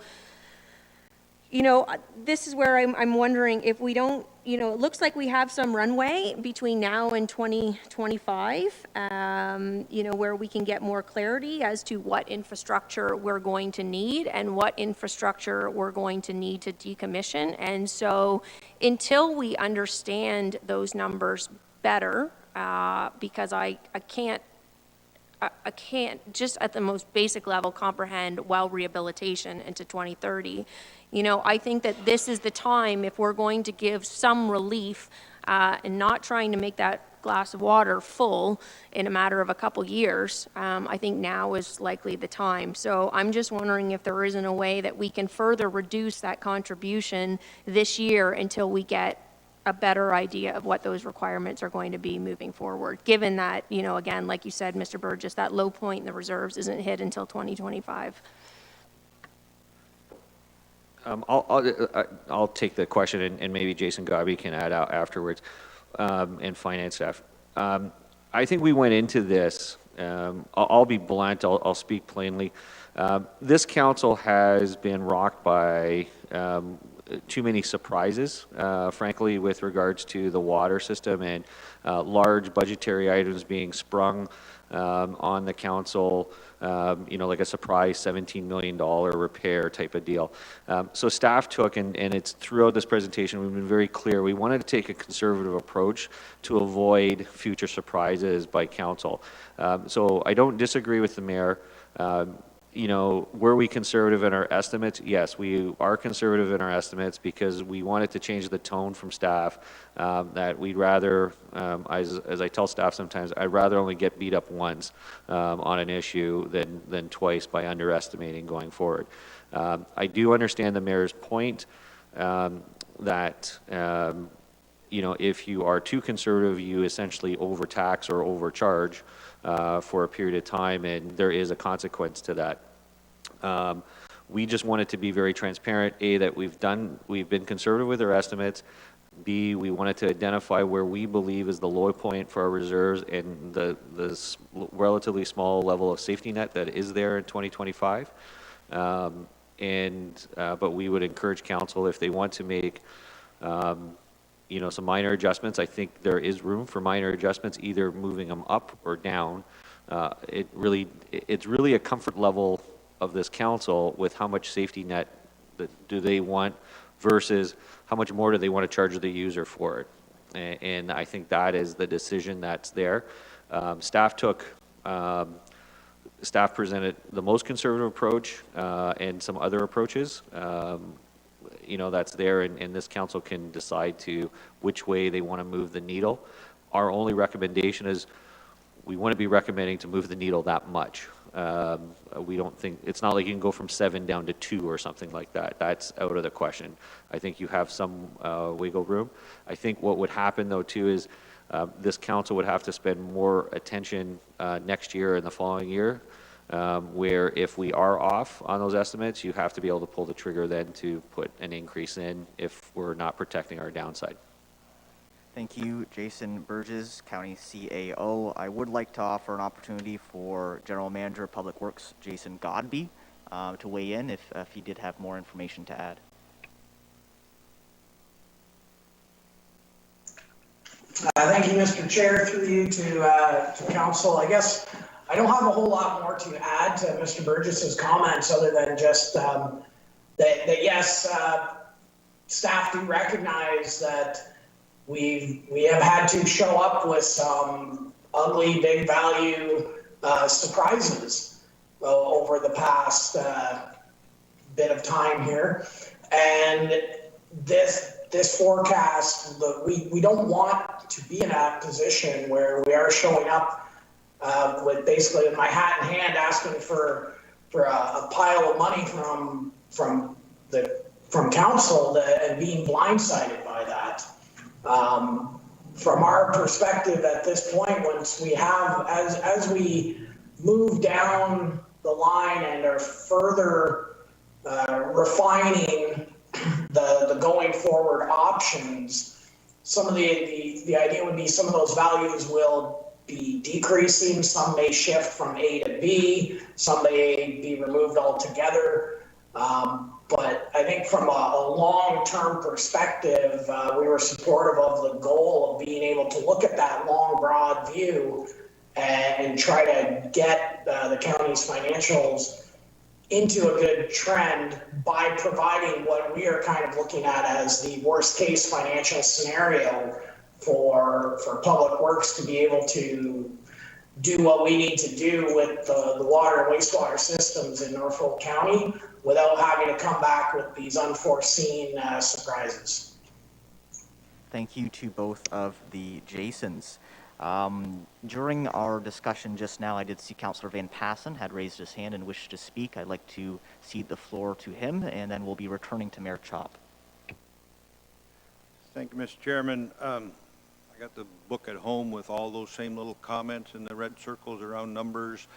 I even question whether $50 million for in 2022, we can't even build a bridge in Long Point in 4 years. I don't know how we're going to do a $50 million water plant in a year and a half.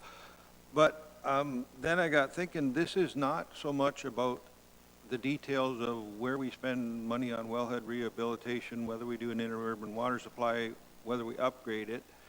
It is premised on the fact that we've got $717 million worth of pipes and pumps and filters and lagoons and everything to service 15,000 customers, and we have not been setting aside enough money year by year to maintain that. Some of it's going to wear out this year, some of it's got another 10 years, some of it's probably got 60 years or 80 years left. But at some point you do have to replace it, and again we're stuck where all the big piggy banks are cleaned out. They haven't been setting aside enough money that you are going to need in the future, so we have to start collecting that. And I think the bottom line from our treasurer is that we should be collecting $5 million more than what we have been, and we are going to grant rate relief to ourselves of 3.1 million and only collect 2 million of the 5 that we need, and that's what's going to get us to the 10 years before we balance out. So whether we want to nitpick,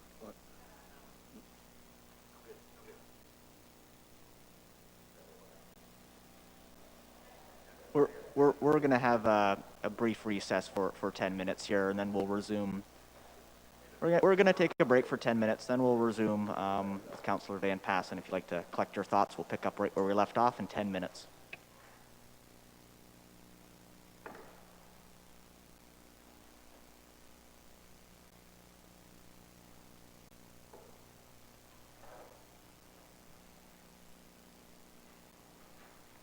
Apologies for those watching at home. We've just had what we may believe could be a medical emergency, so we're just going to have a brief recess while we make sure everyone's okay, and we'll be right back on. Okay, so we'll see everyone at 12:33.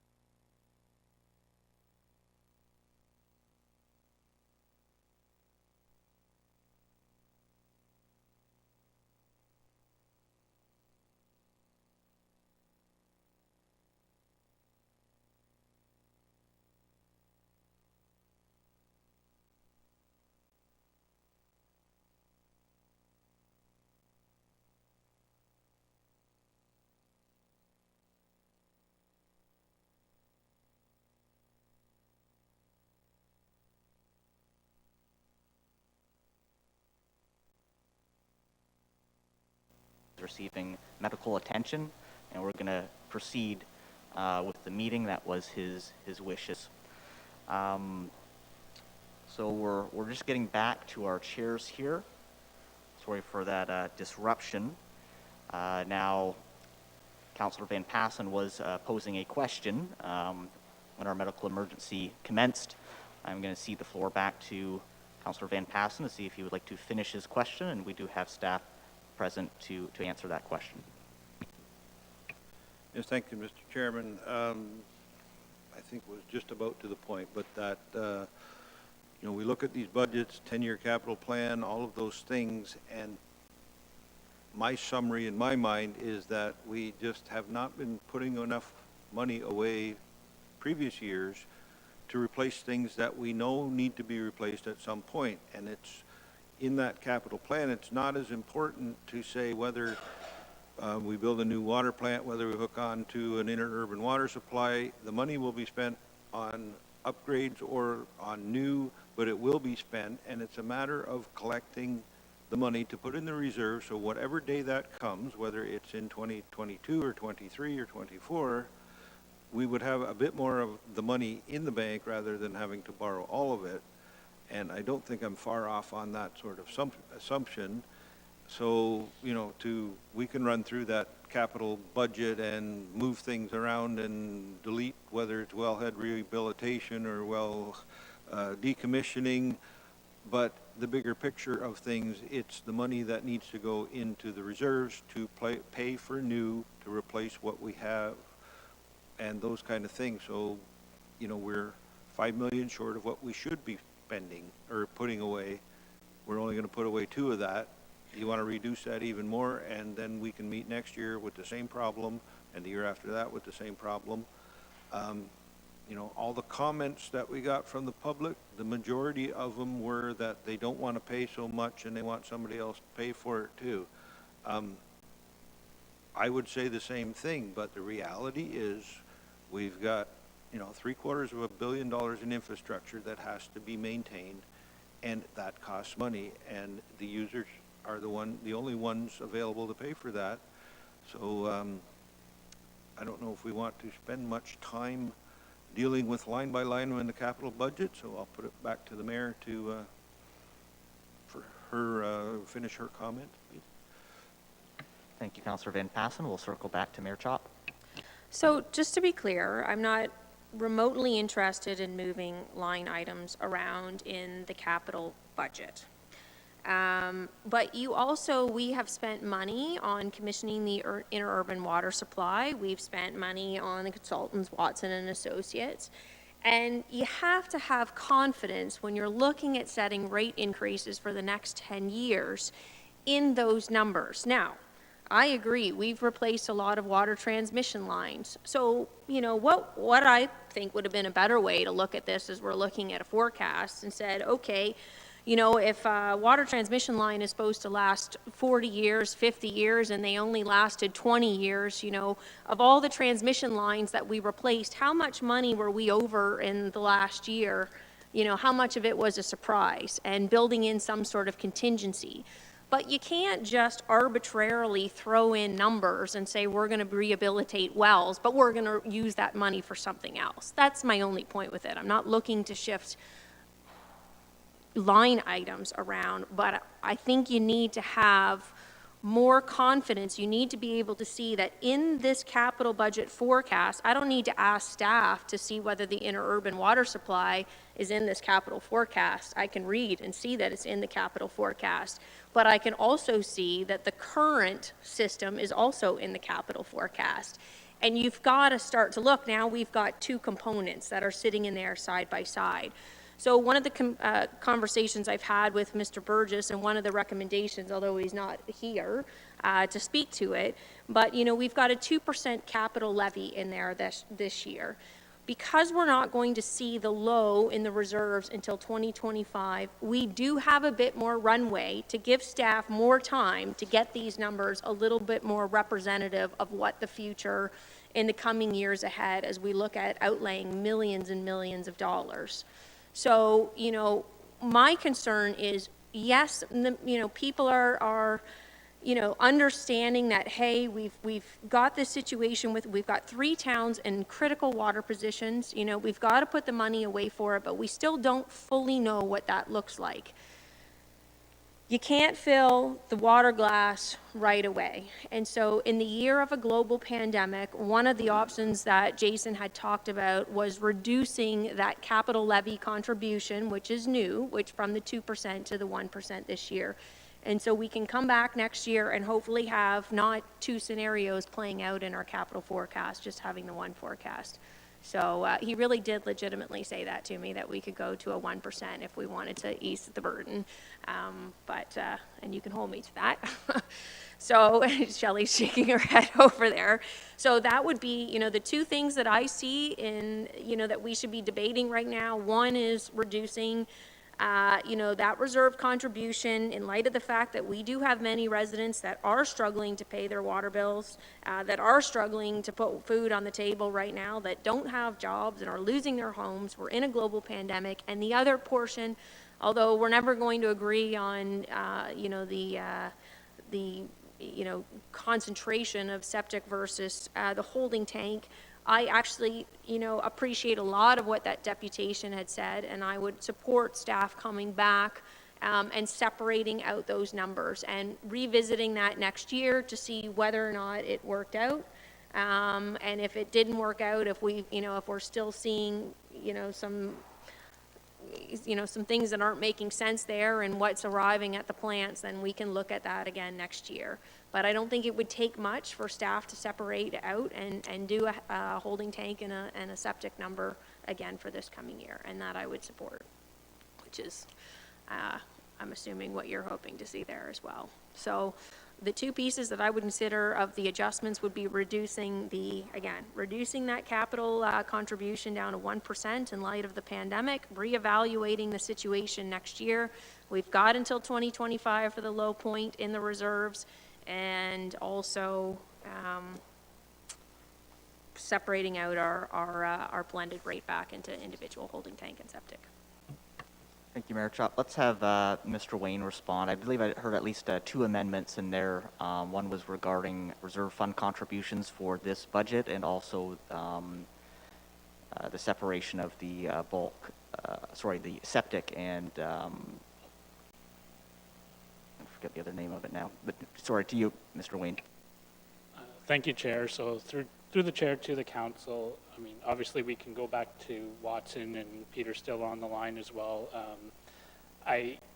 If the direction is to split the rates and all the councils aligned, we can do that. I just want to make it, just reiterate here, there will be some changes within other rates. It won't be material, but it's using a leachate, it's using a pool which also has leachate, and we will likely be shifting some cost by splitting. We will likely shift some elsewhere to residential, because we're actually, when you change the percentages, because of our potency factor assumptions, you're actually bringing that total volume assumption down. So there'll be a bit more of a percentage shift to residents. Am I saying it's material? Probably not, but we need the time to work through that. The phase-in is another point I know has been brought up, so that's something we need guidance if we still want to stick to the 10 or less. And I just think also, there's been a lot of discussion on the assumptions in this rate study are based on the capital plan. The capital plan is guiding the timing. I understand the reason for our rate relief. I understand we have some room in the reserves. The reserves are still low. And I think perhaps, not to chair the meeting by any means, so please, but Mr. Sangers is on the line. So he worked with us. And at the end of the day, the $17 million infrastructure funding target is a function of the assets we have. Our reserve funds are at about 1% of our assets. So if we need to replace every 20 years and we're at year 10, we should be at 50%. So I understand the point. I understand the pandemic. That's why we've built in the $3 million. Where we land, we can see. I'm just saying, at the end of the day, we have a $5.5 million gap. Our 2020 rates include 11.6 million of funding. We need to get to 17.1. And to be clear, we've simplified this by not referring to inflation, but that 17.1 will be inflated each year by 4%. So we've tried to simplify by discounting and talking only on that number, but each year the construction cost will rise, and we need to keep up with that. So I don't know if Jordan wants to provide a few comments, because he worked quite closely with us using the asset management plan and data, because ultimately the $17.1 million target stays the target unless we disagree with the actual inventory that we have in place, not the capital plan. Thank you for that, Mr. Wayne, and the chair appreciates all the assistance that the chair can get. I would like to provide an opportunity for Mr. Jordan Sangers, the manager of asset management, to provide any comments. He's likely heard several of our questions, but hasn't had an opportunity yet to provide his perspective and his expert opinion. Mr. Sangers, are you on the line, or?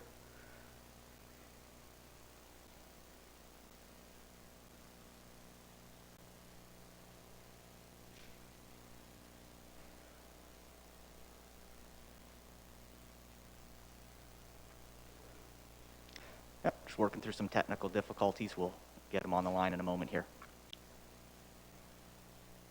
I do see Kathy LaPlante's bailing me out here. Thank you, Chair Rabbits. From my perspective, I wanted to pipe in a few minutes ago. I just really do appreciate the comments from Mayor Chop and Councillor Van Passen. There's no right or wrong. You're definitely both right. It's unfortunate through COVID we're struggling with so many other issues. Just from my perspective, this is a very, we are trying to move forward, and maybe a little too fast in some eyes, but the last rate study that we did have, we had a capital infrastructure in there for a centralized water system in that, and we did take it out of the rate study in order to develop the rates, because it wasn't a definite plan. There wasn't that strategy at that point in time. And I find myself, we're still in this strategy where we're trying to develop that, so with the unknown. So we haven't been, to Councillor Van Passen's comments, we haven't been increasing our reserves the way we need to or should have been in the past. We've kept rates lower than we should have. Because of the unknown of what we need and the unknown in asset management, which Jordan can speak to. Tyler did mention that the 17 million is not necessarily the 100% replacement cost when we move forward that we'll need. So it's definitely, we have to find that balance, and that's what I've been talking about. We just need to find that balance for this year, and with a clear, clean plan to move forward. The capital levy, of course, the special capital levy was to build up that. Reducing it down to 1% is definitely a possibility and an option for council to try to mitigate the impacts on the ratepayers. We definitely can do that. And, with council's guidance, with not going past or lower than the 2025, I think that the lowest level reserve, as long as we never go below that level, and continually monitor and tighten up our plans and get better information, and then move forward with a plan. So everyone has really good points, and we do appreciate that. Nothing is definitely, they're all right. Again, it's just the time of year that we're in. So we're looking for council's guidance on the way they'd like to move forward. So there's nothing wrong with any proposals. Thank you for that reassurance, Kathy. Jordan, do we have you on the line?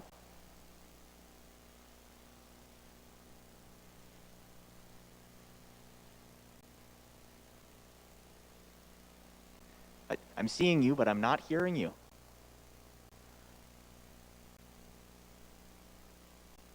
We're working on it.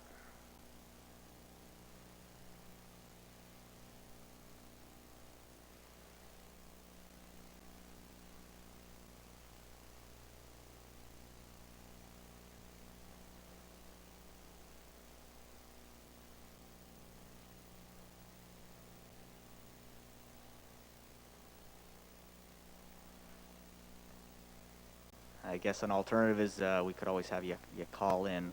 I'm seeing a mute symbol by his name there.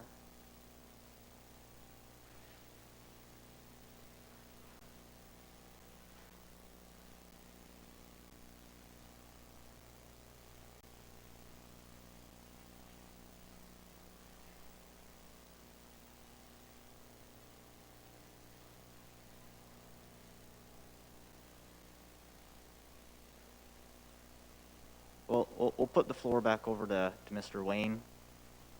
Okay, so just to go through the process, I'm not going to dig deep by any means, but what we did, we took Jordan's asset management plans and the info he has.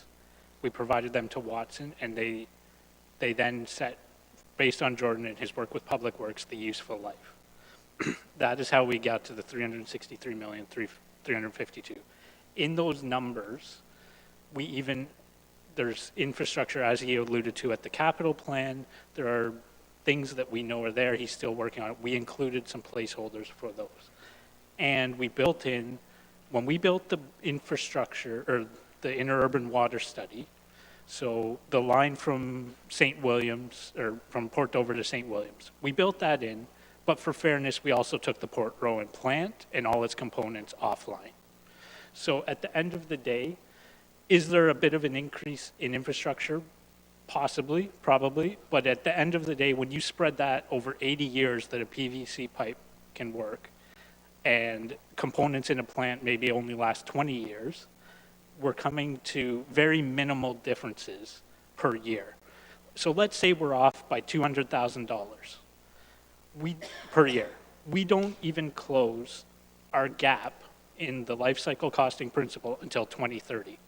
So if we are off, okay, we hit our target now in 2029, not 2030. I think we can all live with that, right? Like at the end of the day, this is a long-range phase-in. We wanted to be conservative, and we did as much as we could to take the right components offline. The capital plan guides the reserve forecast and the debt, but that analysis of the 17.1 million infrastructure target is entirely independent.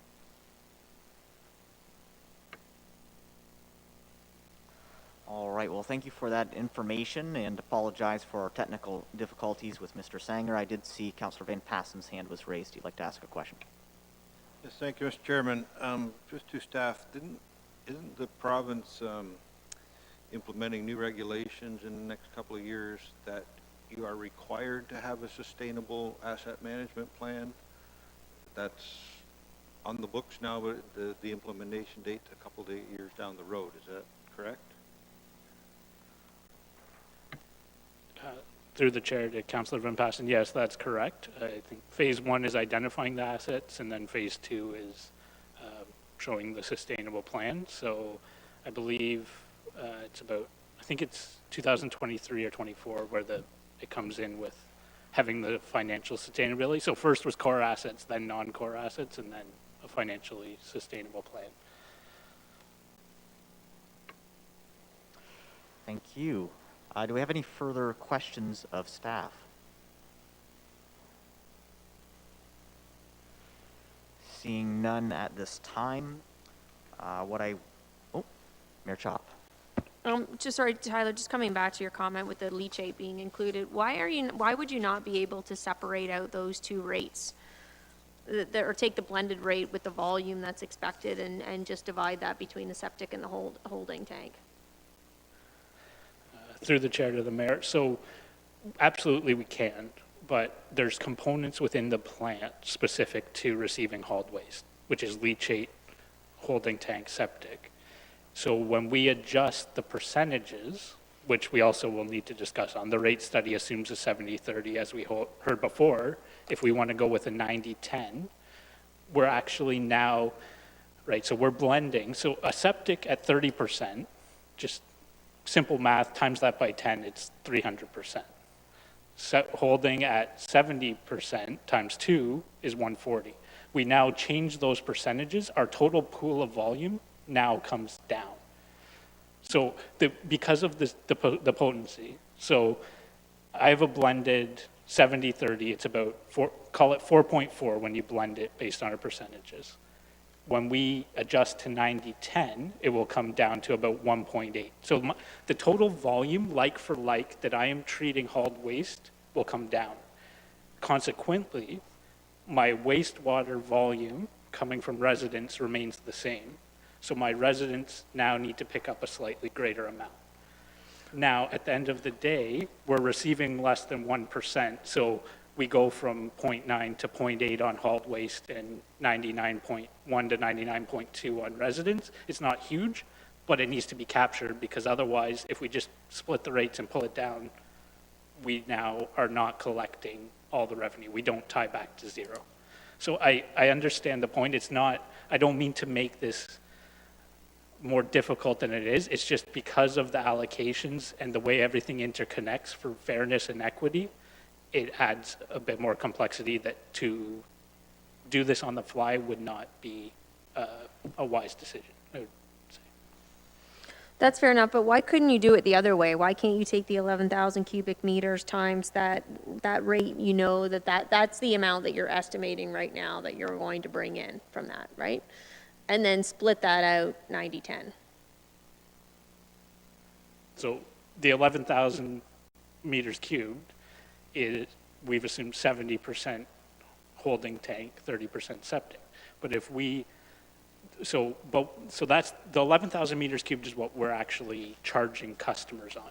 Right. But in our assumptions, just simple 10 to 1, that 11,000 meters cubed, just, I'm simplifying this here, but if you said it was all septic, that would be 111,000 meters cubed on and then 2.7 million of incoming waste. So when we allocate the plant, we're allocating it on those ratios.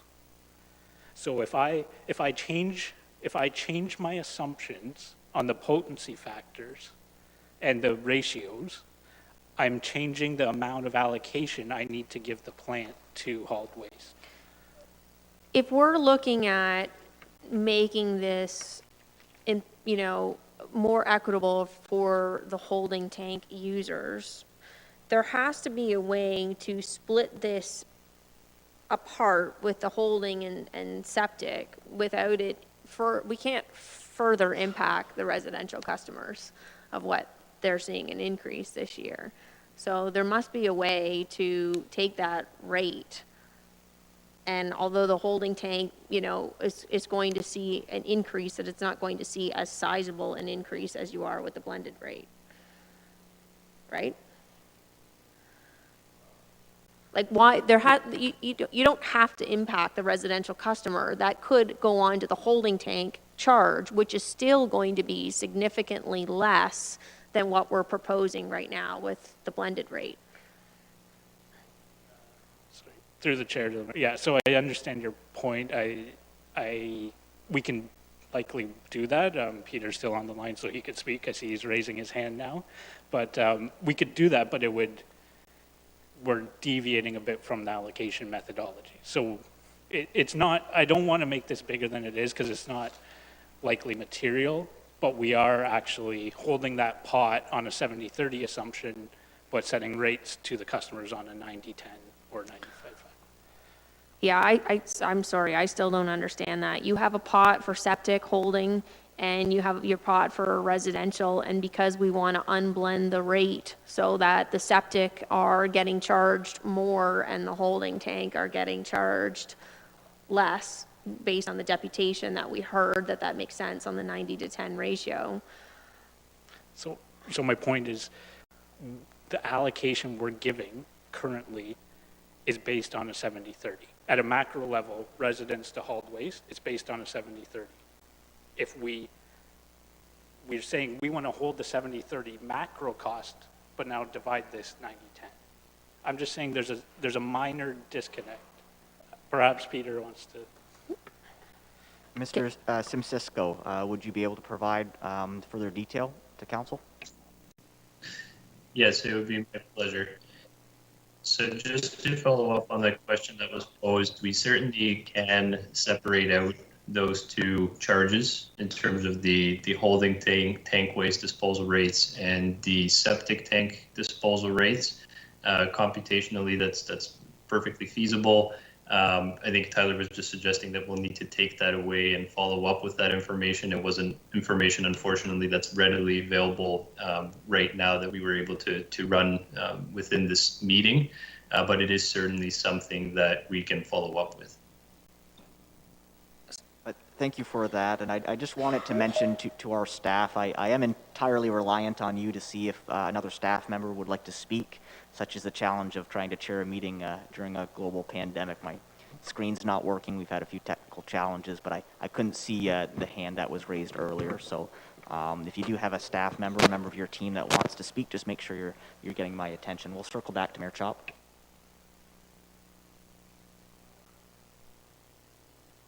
Sorry, I just want clarity.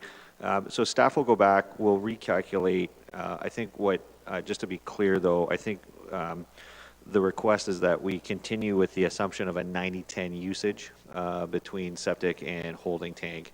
And we'll go back on that basis to reset the rate. So we'll not use the, staff had forecasted a different usage because we questioned the 90-10 split originally. So we go back to the original 90-10 split and split the cost between holding tank and septic. And so what we could probably do is we can probably recycle that within 10 days. Thank you, Jason. Mayor Chop, further? No, Jason's got it. That's what I meant, was the split with the holding and the septic, not in terms of the residential on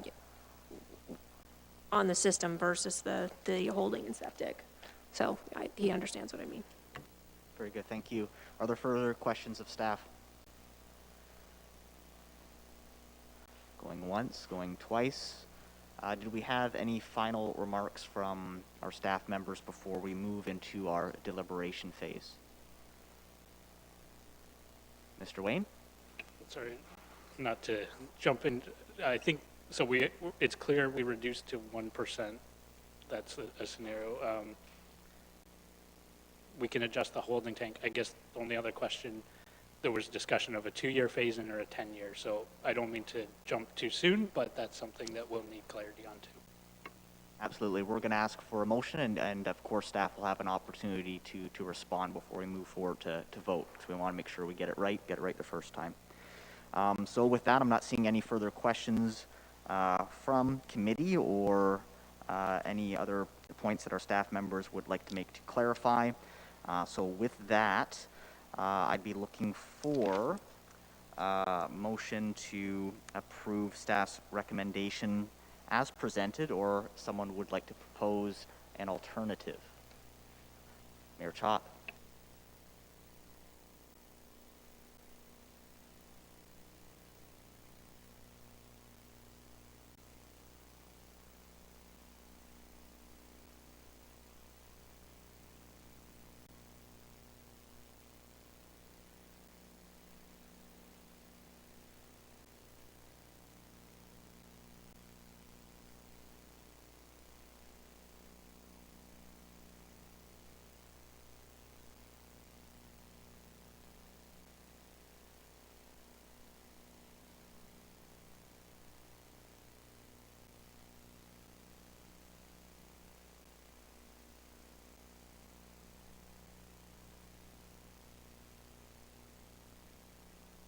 Apologies, folks. We've got several agendas before us here. We're just looking for staff's recommendation, and Mayor Chop is going to lead this discussion here. She's going to be proposing a motion for us to entertain.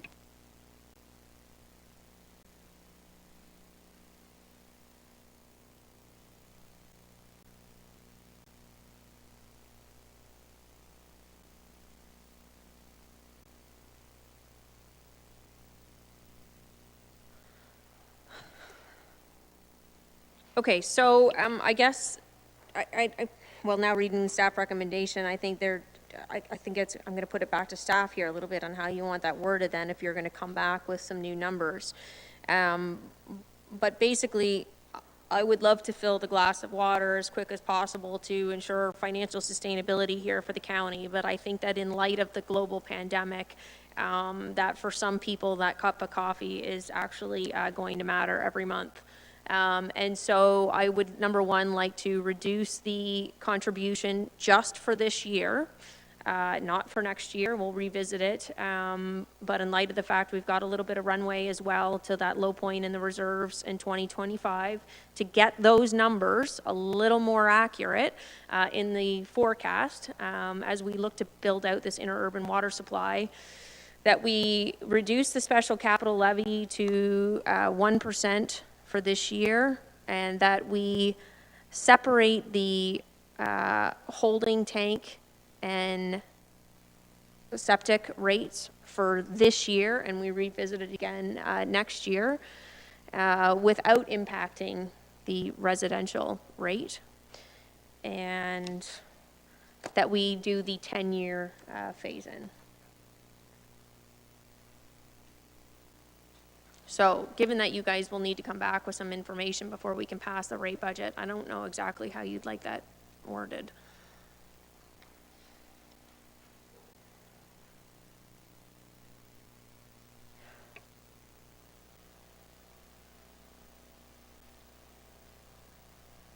We'll provide an opportunity for our staff just to have a moment to huddle, and then they can come back to us on that.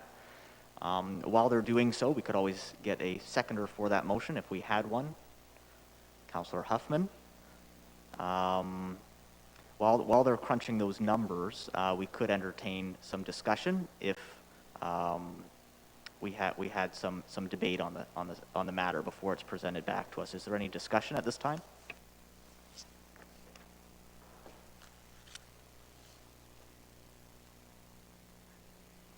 Councillor Michele.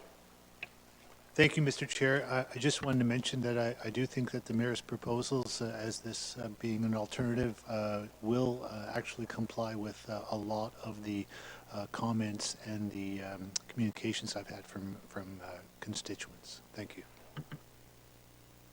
Thank you, Councillor Michele, for speaking in favor of the motion. Do we have any further discussion? Councillor Van Passen. Thank you, Mr. Chairman. Just to be sure, what this motion would include are Schedule A and Schedule B on pages 44, 45, 46, 47, 48, 49. That's all part and parcel of the motion, is it?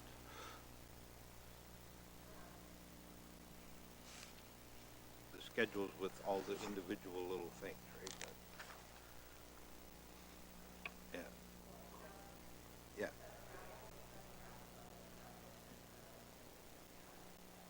So I assume that the bulk water rate is going up by a 2% special levy, that it'll only go up by 1% as well?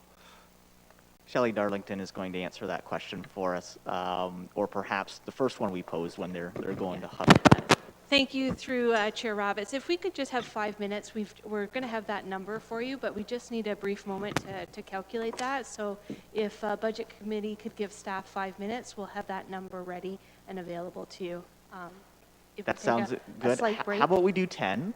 And with that, the question that was just posed, and I don't want to bombard you with too many, is this motion going to be inclusive of all the schedules that's contained within staff's recommendation? Through the chair, to the Budget Committee, yes, all the schedules will need to be updated based on the revised number and the revised rates that we'll be providing. So it's just the draft proposed. So when the bylaw comes or the next report comes. Great. We're taking another 10-minute break. We'll be back at 1:15.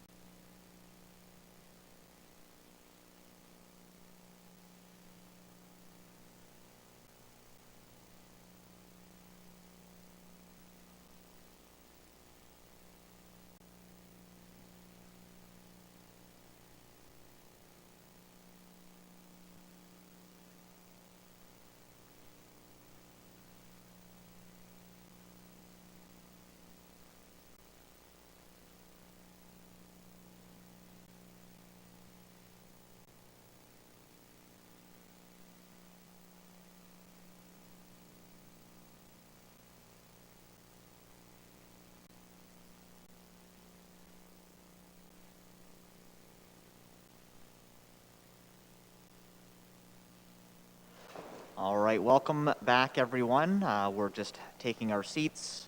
Got the thumbs up from our finance team. They've been crunching some numbers here, though we do have some preliminary information to present to you. Shelley Darlington, if you could please present what you've been able to put together in the last 10 minutes. Thank you, Chair Roberts. The recommendation will read as follows, that CS 20-44 proposed 2021 rate-supported operating budget and all attachments be received as information, and that the 2021 rate-supported operating budget with a net rate requirement of approximately $22,187,600, which includes a 1% special capital levy, and that staff be directed to abandon the blended rate methodology for holding and septic hauled waste for 2021, and further, that staff be directed to provide finalized rate budget and rate schedules to Council and Committee on December 8th, 2020 for final ratification on December 15th, 2020. Thank you very much, Ms. Darlington. So for our public's persuasion, we are essentially deferring this to CIC. So we'll have an opportunity to fulfill our public portion of our meeting, and then we'll have the confirming bylaw, as is normal practice, at the final council meeting in December. With that, is there any further discussion on the motion? Seeing none, I would like to call the question. All those in favor? And that is passed unanimously. Thank you, everyone. We're now moving through our agenda to general announcements. And I think I'd like to start, and then we'll go around the room to see if there's any further change in process that we've had. Both myself as budget chair and Vice Chair Councillor Huffman have suggested that an improvement to our process is to offer an opportunity for a media scrum concluding our budget meetings. So we will have an opportunity for our media, our friends in the media, to ask some questions here in Committee Room A. If a councillor or any member of council would like to provide a statement to the media, they're more than welcome to attend. Really the purpose here is to surround ourselves with our subject matter experts, Matt Terry, who's our media representative, and just provide an opportunity for our media to ask any questions regarding the proceedings. So that will immediately follow the conclusion of our meeting today, and that's the general announcement that I would like to make. Do we have any other general announcements from the committee? All right, seeing none at this time, I would now ask procedurally to see if it's in order for me to move to adjournment. Any concerns, Kevin? Okay, we're going to move to adjournment. I saw Councillor Geisens has moved to adjourn. Do we have a seconder? Councillor Columbus, all those in favor? Very good. We are adjourned, and again, we have a media opportunity, a scrum going on in Committee Room A if you would like to attend.